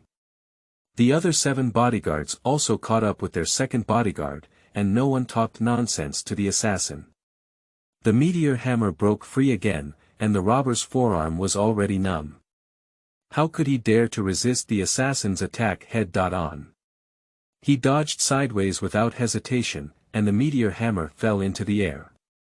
After evading the meteor hammer, he immediately turned around and ran away. After all, his arm hurt, and there were 8 enemies left, none of which were easy to deal with. At this moment, if he goes straight to the front, it's just seeking death. Besides, a ninja is just right. Seizing the opportunity is what a ninja should do, but Xingzhao Luo won't let go of this assassin. Give me your life. Xingzhao Luo was angry, after all, 5 of his brothers were killed. He leaped towards the running Jia with one swift step, and without saying a word, a shadow clone appeared in front of him, and then immediately changed positions. Xingzhao Luo's attack once again flew into the air, and he became even angrier. He threw an iron whip with a flick of his hand, and when he heard the commotion behind him, he turned back and knocked down the flying iron whip. However, in just 1 second. Xing Zhao Luo jumped towards him with another iron whip in hand. Unfortunately, the iron whip that was stolen and bounced off was also caught by Xing Zhao Luo. It should be said that he truly deserves to be the second dart leader, and indeed has some skills. Not only that, but Xing Zhao Luo swung his double whip fiercely towards Jie. Jie didn't have time to dodge, so he had to raise his arm to resist. With a clang, Jie was knocked back by Xing Zhao Luo and flew more than 10 steps away. And other bodyguards also launched attacks at the same time. Of course, it was a long-range attack. One player with a double spear threw his gun directly, just like 2 javelins, fiercely shooting towards the robbers. And the one who played with the meteor hammer didn't even need the handle and threw the entire hammer out because they all knew that the assassin couldn't avoid their attack. After all, that guy was injured by the second dart head. As soon as Jie stabilized his steps, he saw 2 short javelin-like guns flying towards him, along with a basketball-sized meteor hammer. He had no choice but to immediately fall back. The 2 short guns and meteor hammers brushed against the mask of the robber and flew by. Obviously, the robber used this method to avoid the deadly attack, but it was impossible for him to avoid all of them. Xing Zhao Luo rushed to the front and swung his double whip fiercely on the body of the robber before he could get up. Without a doubt, the robber was whipped away by Xing Zhao Luo's iron whip and flew backwards for 7 or 8 meters. Still rolling on the ground several times before stopping, Xing Zhao Luo wouldn't let go of the assassin who killed his 5 brothers. He chased after him with his double whip and struggled to climb up from the ground. The armor on his chest was cracked, and it goes without saying that he must have vomited blood under the mask. He is truly a person who has served as a cavalry, and these 2 spearheads are so powerful. If Rocket comes to chase after him, he probably gets pierced by someone else's spear. After all, Rocket is an old cavalry and a company commander. Can he be an ordinary character? Jie was panting heavily, his arms trembling, and his chest was also very painful, but he knew in his heart that he had fallen today. The people from the Roque escort agency were all tough, no wonder there were no high-level assassins to take on missions except for him. He still underestimated the strength of this escort team. It should be said that it is truly a renowned escort agency in Ikasia. It is indeed impressive, but it is too late to regret it. Xing Zhao Luo and his team have already chased after him. At this moment, a curved sword aura slashed towards Xing Zhao Luo. Xing Zhao Luo immediately raised his whip to resist.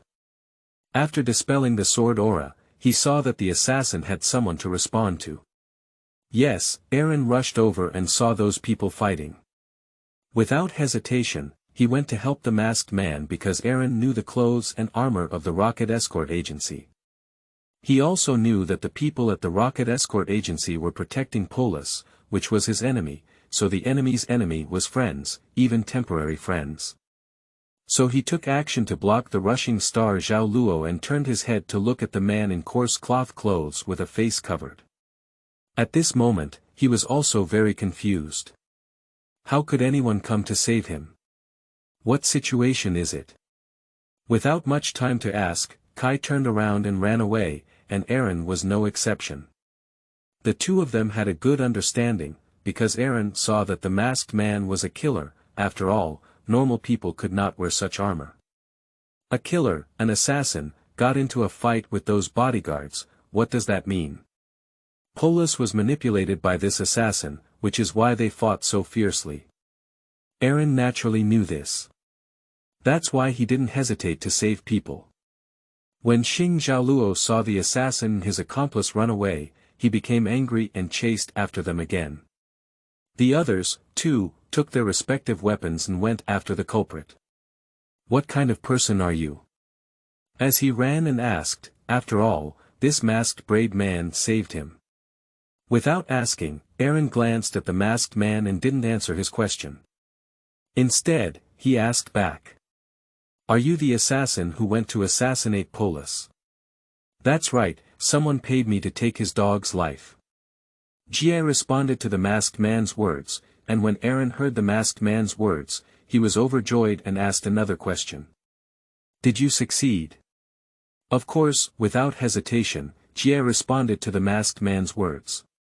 Aaron heard the masked man's words and breathed a sigh of relief in his heart. Since Polis had died, his family's revenge had also been avenged.